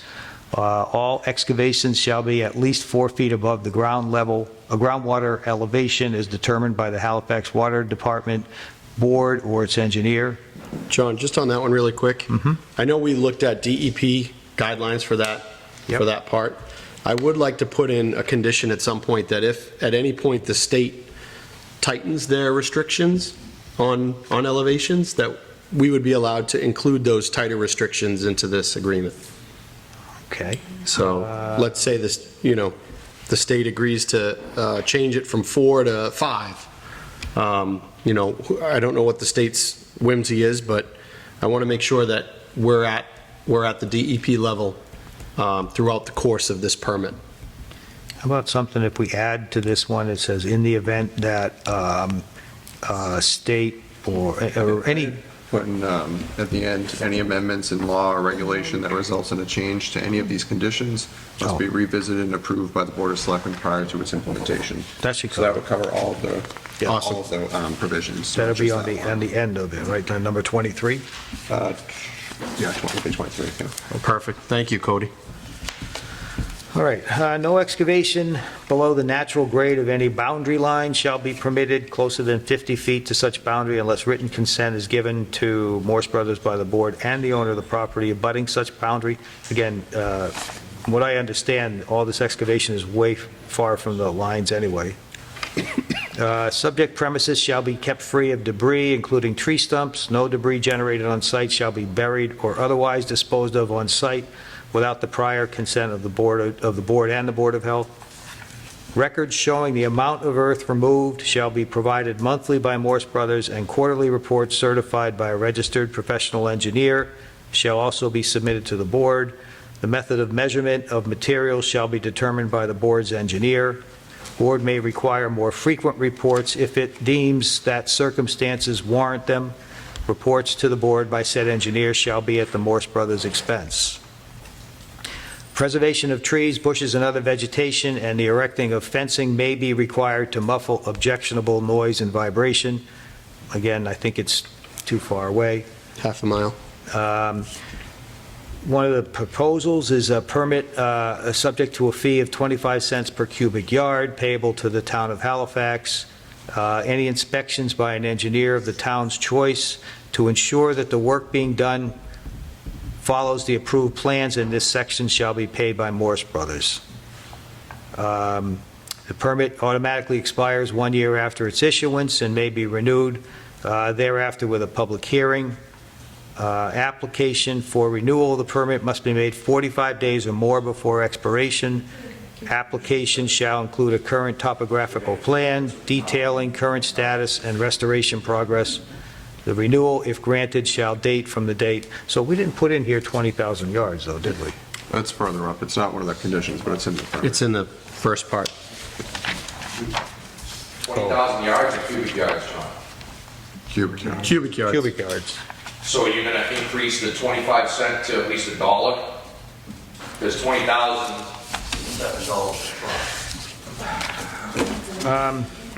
At least recommend that it's above 25 cents a yard, because 25 cents a yard times 20,000 yards is $5,000. That's not,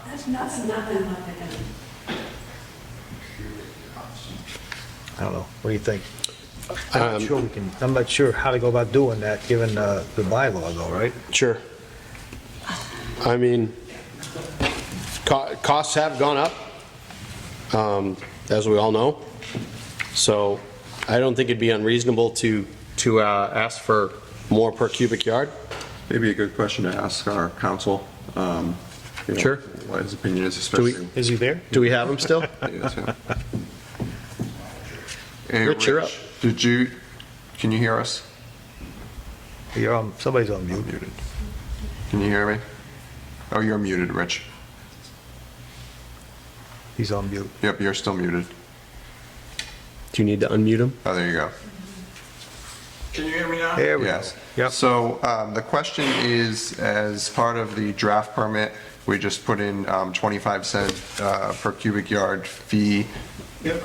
What are your thoughts on, as far as legal implications of charging more and our ability to do so? So the bylaw says the permit is subject to a fee of 25 cents per cubic yard or more, as determined by the board. So the bylaw seems to provide for the board having more than 25 cents per cubic yard, but I think there needs to be some kind of a reasonable basis for that. That there should be some, it shouldn't just be a number picked out of the air. The 25 cents per cubic yard has some, is actually stated in the bylaw. So there's sort of a little bit more of a presumption of reasonableness for that. But as I said, the bylaw does say 25 cents per cubic yard or more. But again, I think there would need to be some kind of a reasonable basis for charging more than 25 cents. And other than that, I would stick with the 25 cents. what year was the bylaw written? I can give you a reasonable basis. You know what it costs per ton of asphalt? Nope. It's roughly $70, $80 a ton, and I might be light. $70, $80 a ton per asphalt. So if we have to fix road repair in the town, and if they have to get pothole mix, which means requires our hot box that the town owns to go to an asphalt facility, TL Edwards or wherever, Plymouth, pick up hot asphalt, and that thing can only hold a ton. Now you got 2 employees at whatever per hour, plus the $70 or $80 per ton of asphalt, going back to now patch up these little spots on the road in our hot box truck with our fuel and our taxes. So I think more than 25 cents is going to be more than reasonable for permitting them to use our roads. Am I asking for something? I mean, first of all, they are public roads that we. They're public roads, John, we're right. So that's one thing. Let me ask the lawyer, Rick, do you have a thought on what we would use as a reasonable, or how we would conclude that something's reasonable as opposed to not? Is there some relationship to something? I think some relationship to costs that the town is going to or reasonably expected to incur as a result of this permit. So let me ask you, as far as road repairs, or maybe increased police presence, I mean, is there any way we could break things down to get a monetary number to justify more than 25 cents a cubic yard? Whether it's increased police patrol in the area during that time, or like Dave was saying, fixing our potholes that might be caused. Would that be a justification to boost it up more than a quarter a cubic yard?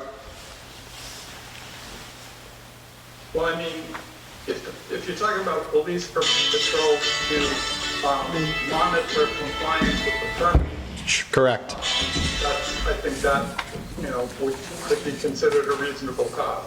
I thought that we were including some kind of condition in there about repair of the roads that have been damaged already. Yeah, number 6, condition 6. Sure. Yeah. But I think that, monitoring compliance with Sure. the permit would be a reasonable cost in my opinion. Sure, so if we wanted to use this money towards monitoring to make sure that the permit is being followed, that might be a justifiable reason to increase that fee? Right, monitoring compliance with the permit, not general increased police Sure. patrols in the area. Specific. That would not be reasonable in my opinion. But if we're talking about monitoring compliance with the terms, conditions of this permit, then I would say yes. But that will not include the engineer because they already pay for the engineer. They're Correct. required in the permit to pay for the Correct. engineer. Yeah. And they're supposed to pay for road repairs. So that's covered.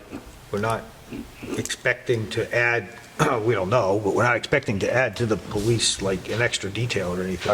Are they gonna retain any, are you gonna retain any money from them for road repairs if, in the event of? Yeah, can we look into, is bonding even an option? We had a bond back when they did the 2015, we had a $50,000 bond for the roads. Rich, do you think that's something legally we could request? There's bonding mentioned in the bylaw, but it's related to restoration of the site. And I believe that our consulting engineer gave an opinion that he didn't think that was necessary because this isn't really a situation where a lot of restoration is going to be required. Oh, that would be a bog 18 Yeah. kind of a thing. Yeah. All right, well, what do you want to do for this one? Thanks, Rich. Thank you, Rich. You're welcome.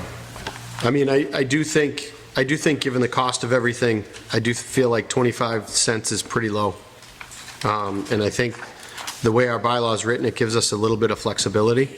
I mean, at least doubled, just to, but again, it would have to be incurred, we would have to justify the bump, and that's what we'd have to get to. I think considering like Rick mentioned, that the 25%, 25 cents, because that's what the bylaw says, is considered like a reasonable thing. Doubling it seems to me about as far as we can probably go. But at this stage, we don't really have any other evidence. They're supposed to fix the roads anyway. If they spill, we're going to charge them if we have to clean it up.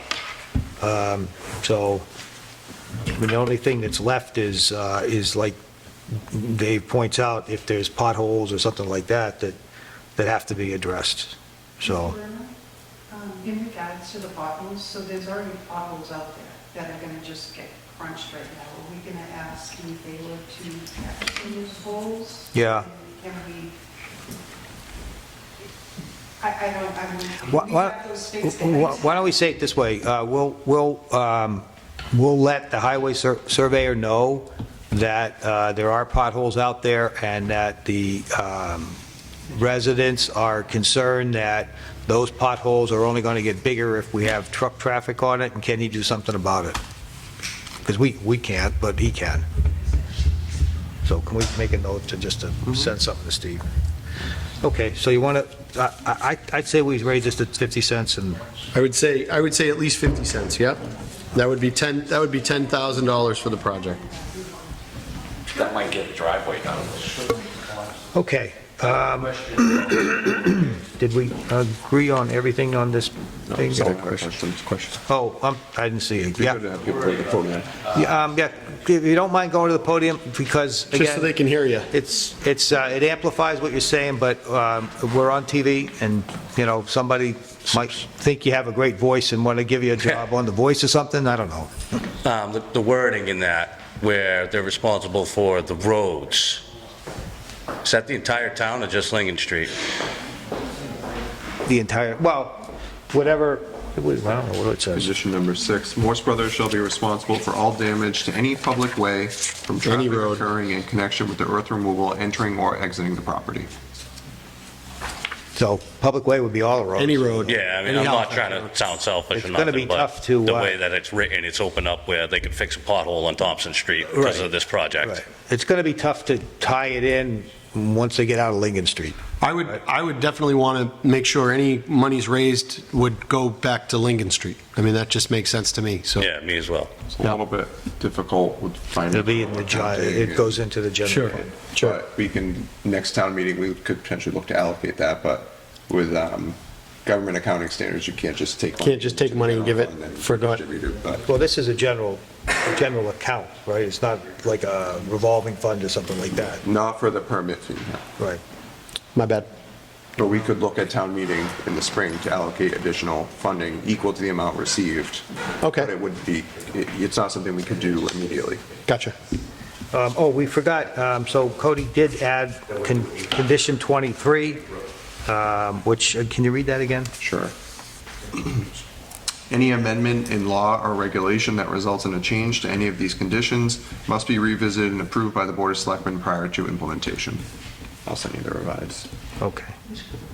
And our intent on that is assuming DEP says you have to be further up on the groundwater or anything having to do with any of the trucking or anything like that, that would make us come back to revisit the permit to address it. Okay. All right. That's it? Discussion. I think. Got one more question here. So a lot of the things that you folks were talking about, like I didn't want you to think I was being dismissive, but you were bringing up issues that we had to address, we just hadn't got to them yet. So hopefully we've addressed most of them.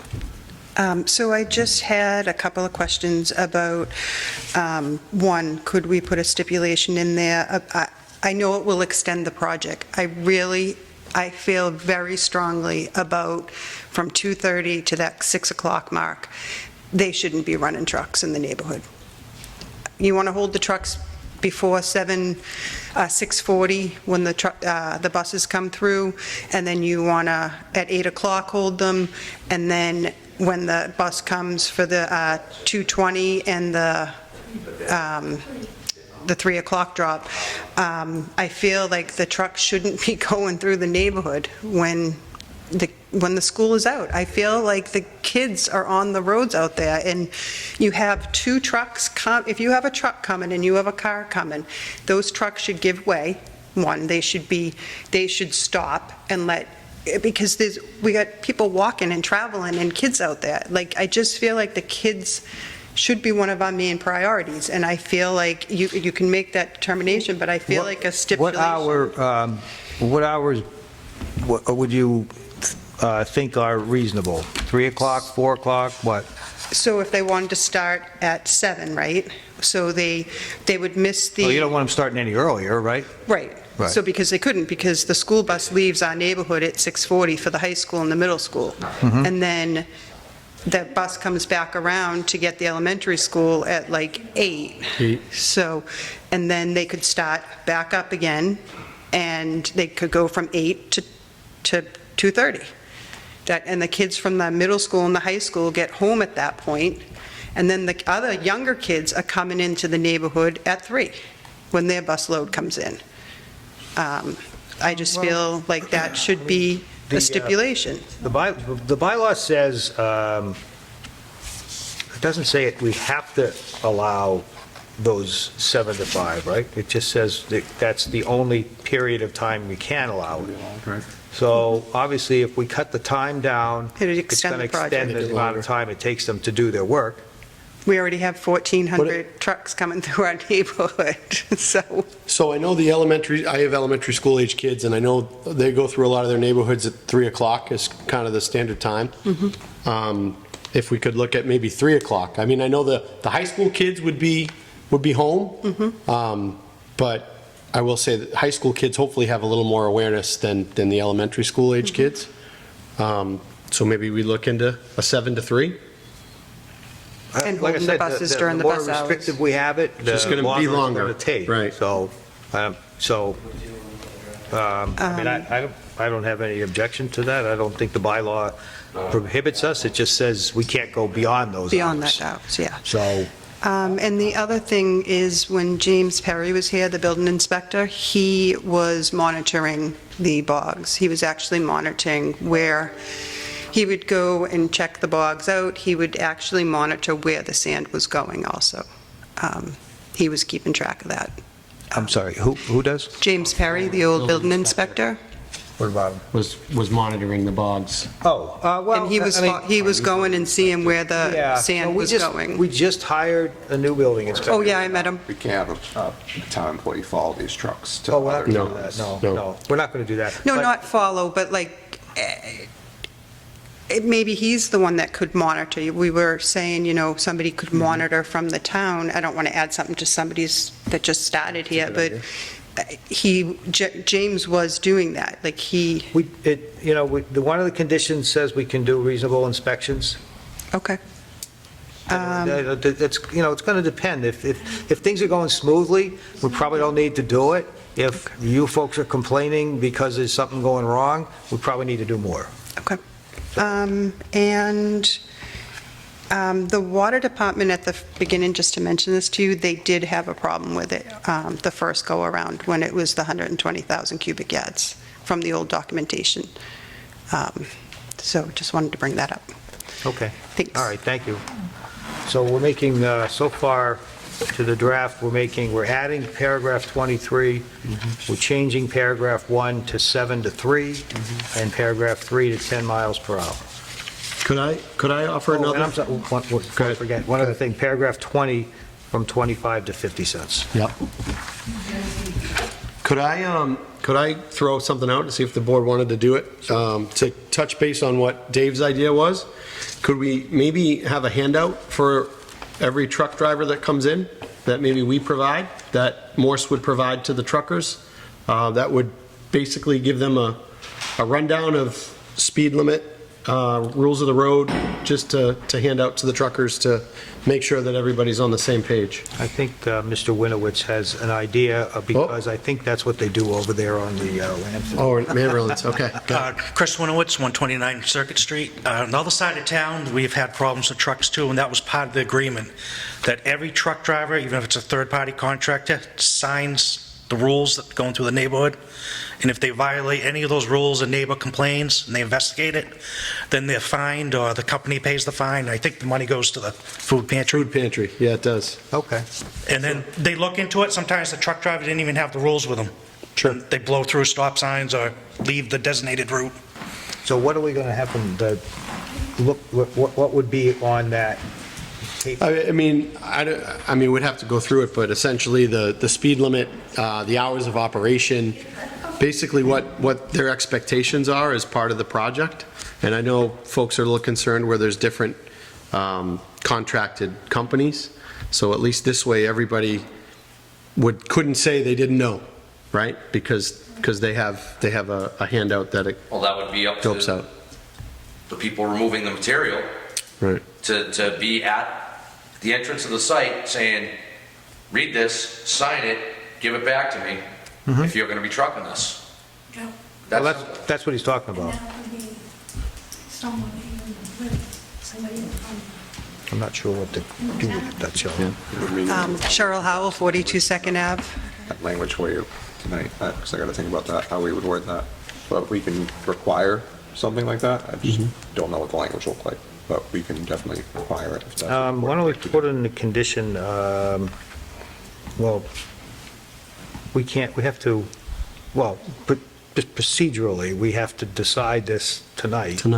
I mean, in theory, if you agree to a principle, we can edit the exact wording as long as it accomplishes what the board's It asking. seems to me that we could add that as a condition, and it's just a matter of only having it, maybe even do a draft, maybe even do a form and attach it as part of the We can do that. conditions. Yeah. Want to do that? Sure, an exhibit. Yeah. Go ahead. Cheryl Howell, 42 Second Ave. In regards to the trucks, the last time we were going through this for the last permit, we were discussing that they can't have gypsy truck drivers coming through, so it really should just be Hanula coming through the neighborhood. It shouldn't be any other company unless Morris Brothers. I've never seen a Morris Brothers truck myself, but it should just be Hanula coming through the neighborhood. It shouldn't be any old company that they want to have an 18-wheeler coming through. I don't think we can legally tell them what company. No, I think they can do that, but we can, like Mr. Winowitz just told you, so we have issues on the other side of town where the BFI landfill used to be on the East Bridgewater line, and there's a neighborhood, his neighborhood in particular, where trucks go in there not supposed to, and the way it's handled is, like he said, every truck driver is given a sheet, they agree to it, and if the truck driver screws up, then they're fined. Okay. So it seems to work most of the time. I mean, they do make mistakes over there, and they probably will make mistakes on this end, but at least this way we have some way to control it. And can we put in some kind of stipulation about if we see trucks with equipment going through at like 8 o'clock at night, that something will be done about it? You say report it to you, but I've sat at a campfire at my neighbor's house, and I've seen equipment going down into the cranberry bogs at about 8:15. Well, the permit's only going to allow them to go to 3 o'clock, and they're only supposed to be doing that trucking until 3. Now, Should we what put in other something operations there they're for a doing on fine? there?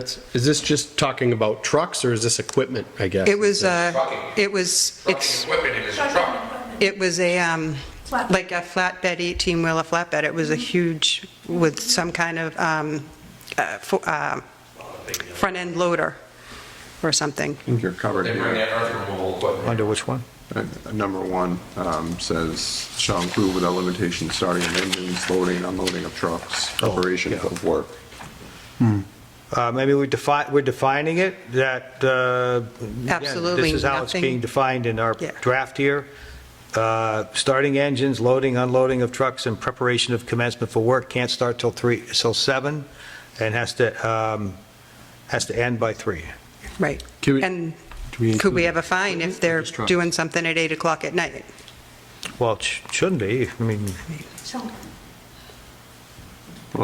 they might be doing some other work on their property that it has to do with cranberry growing, but But she's that's talking not about this. trucks driving off the property. Driving into the property? Just what they're doing under this permit is what we can control. Okay. Whether they are doing, I So don't know, how- we harvesting or wouldn't be able whatever to they're doing. define That's a- that That's a then? different thing.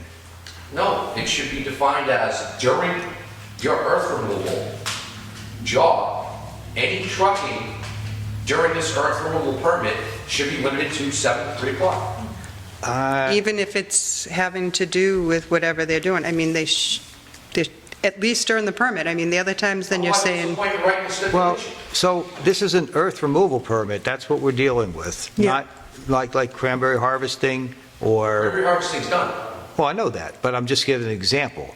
So we can't control that, we're not. So anything having to do with the earth removal is subject to the permit. That's the only thing we can control under this circumstance. John, I think she's trying to state that during the permit, should an 18-wheeler trucking in equipment on or off during the permit approved times should stay between 7 and 3 p.m. As they're removing the 20,000 cubic yards, any trucking that needs to be done to that property needs to stay during that permitted time, 7 to 3. Is that what I'm? yes, it was, Covered under that in 1. I mean, they had a trailer that came in think with so. equipment on it at 8:15 at night. The loading and unloading of trucks, that would be exactly what I should. mean, whatever has to do with it, that's... I think we have it in here, guys. Just say all trucking, all Yeah. trucking. We got 3/4 of an acre of trees coming out of there, right? Okay, anything else, anybody else have any more comments for us? Okay, all right, so we made those changes. The only thing that will be left undone is condition number 24, which will be the truck drivers will be asked or be required to review and sign off on instruction sheet, which goes through the permit conditions.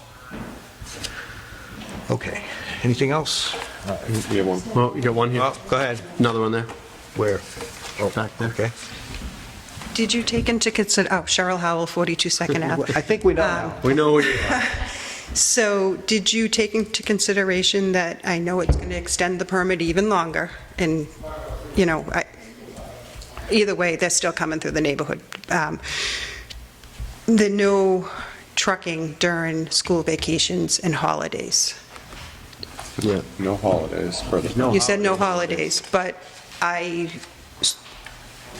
school vacation. They're going to be doing this in the spring, you got to remember that, because the frost is already here. They're not actually going to be able to do their project for, they're only going to be able to do 2-3 weeks at this point before the ground freezes. So we're really talking about this happening in the spring. And so then you've got April vacation, because they probably won't do it in February. So They probably won't do it in February because of the weather, I assume. right. Yeah. So I'm talking about April vacation. Well, I mean, I don't see why not. Thank you. I mean, I don't think it's a good idea to do that if we include the summer vacation. Well, you said it was only going to take 8 to 9 weeks, and then with the hours Right. changing, Now taking it's going to take 3 a little hours. longer. It'll take longer now because we're cutting off 2 hours. And part of what Morse Brothers representative told us was it is a little weather dependent. Correct. So once So it they gets won't- too cold, they can't do it. I don't know if it's too cold yet, but whenever that happens, Feels they can't close. do it. Not yet. They can still pour concrete and stuff at this All right, point. why don't we so- put in there, they won't do any during the school year, school vacations, which would be February and April. Yeah. Okay. I like that. That's great. Can you add that in there? Thank you. And thank you for all that you're doing. I know I'm against this because of the water. I'm afraid of the water aspects. I don't know what contaminated the wells out, that number 4 well. It would be something I'd love to know. But thank you for, addressing these We things. appreciate that, thank you. We volunteered for this job, by the way. And really, I can speak for myself, and I know for the rest of the board, the same thing, that we do this job because we care about the town, we care about the people that live here, and we want to see things run efficiently and smoothly. You pointed out the last board had some issues that were out of control, and it was our hope, it was my hope, assuming I got elected, and I'm assuming everybody else, that we could bring a little bit more respectability to it and a little bit more thoughtfulness to how things are done. And I'm human, he's human, Nezrel is human, we're all human, we make mistakes, we will make mistakes. I'll admit when I make a mistake, but I don't have a fear of making mistakes that'll prevent me from trying to make a decision. So I'll do the best I can for you. That's my only promise. Not to get on a soapbox, but I see John Bruno here in the hallways. John Bruno's a man of character. He really is. I mean, you have to... Oh, it's not just about me. No, but I'm serious. I'm serious. No one... We want to do what's right for the town in every situation. We really do. And So- we may not be right about that, and you'll point it out to us when we're wrong, I'm sure, which is perfectly fine times. and acceptable. We understand and appreciate that, definitely, and we thank you for what you do, but there are lifelong residents here that were, their parents were lifelong residents, and then they Sure. they grew up in the town, and they're still residents, and they're very passionate. I know I'm only an 8-year resident, here, but I like it for what it is, and I applaud our lifelong residents, We certainly, I personally take all that very seriously. I do. I'm I think almost 40-year resident now, close to. How long? Almost 40 years. 1985, do the math. You're close to lifelong. Huh? You're close to lifelong. He's only 42, so... But the truth of the matter is, you can be here for 50 years and you're still not a townie. You do understand that, right?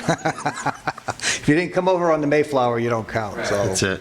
So we're all in the same boat on that end. But, yeah, I mean, we're really, honestly, I know people are hot about this, and you should be, because it's very personal for all of us, all of you. But we're honestly, I mean, it may sound trite, but we're really trying to do the best job we can. And if I made a mistake here, I'll be the first to admit it and do whatever thing I can to correct it. So, all right, enough. That's it. Enough of that. So I'm going to make a motion that we approve the permit with the conditions as discussed tonight in the draft form, including the additional conditions that we talked about. I'm going to second that. All right, any further discussion? Any further, oh, I'm sorry, you want to say so? You haven't spoken yet, why don't you go first and then...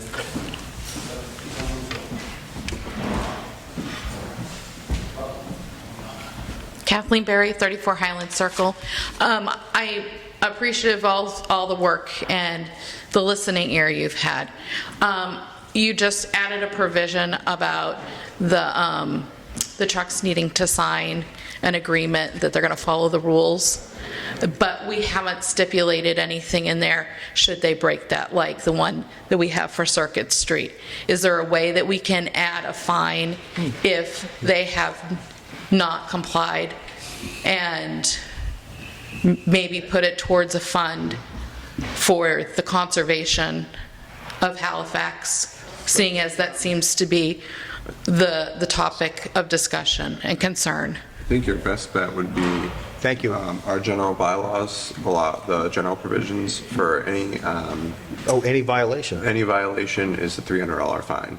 So I think you could constitute this as a violation. You'd be violating the earth removal permit, which falls under the bylaw. Okay. So it would be a $300 fine. Rich, would you agree with that?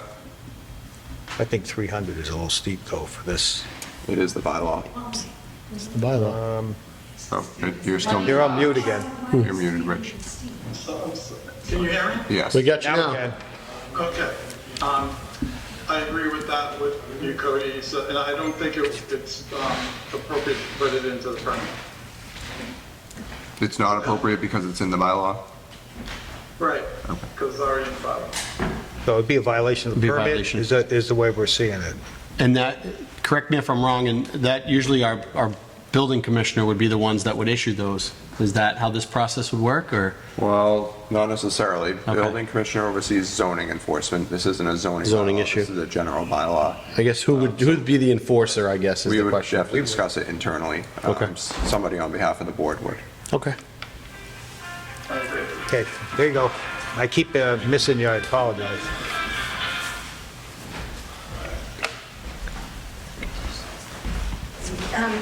This doesn't have to do with this permit per se, but as far as the bylaw with the 25 cent per cubic yard, that was written almost 2 decades ago, I think now, and I really feel that that should be revisited, given the current economy and climate and inflation.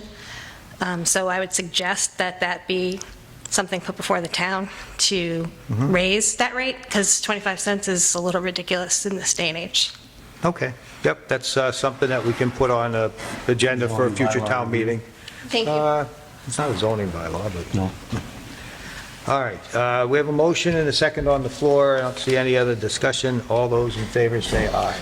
Aye. Opposed? It's unanimous. All right. So that was the only thing on our agenda, so I will take a motion to adjourn. So moved. I'll second it. Any discussion? No. All those in favor say aye. Aye. Opposed? Thank you all again for your concerns and for letting us know about them. And don't be shy, which I know some of you aren't, about letting us know if there's anything else that comes up. All right. Thank you.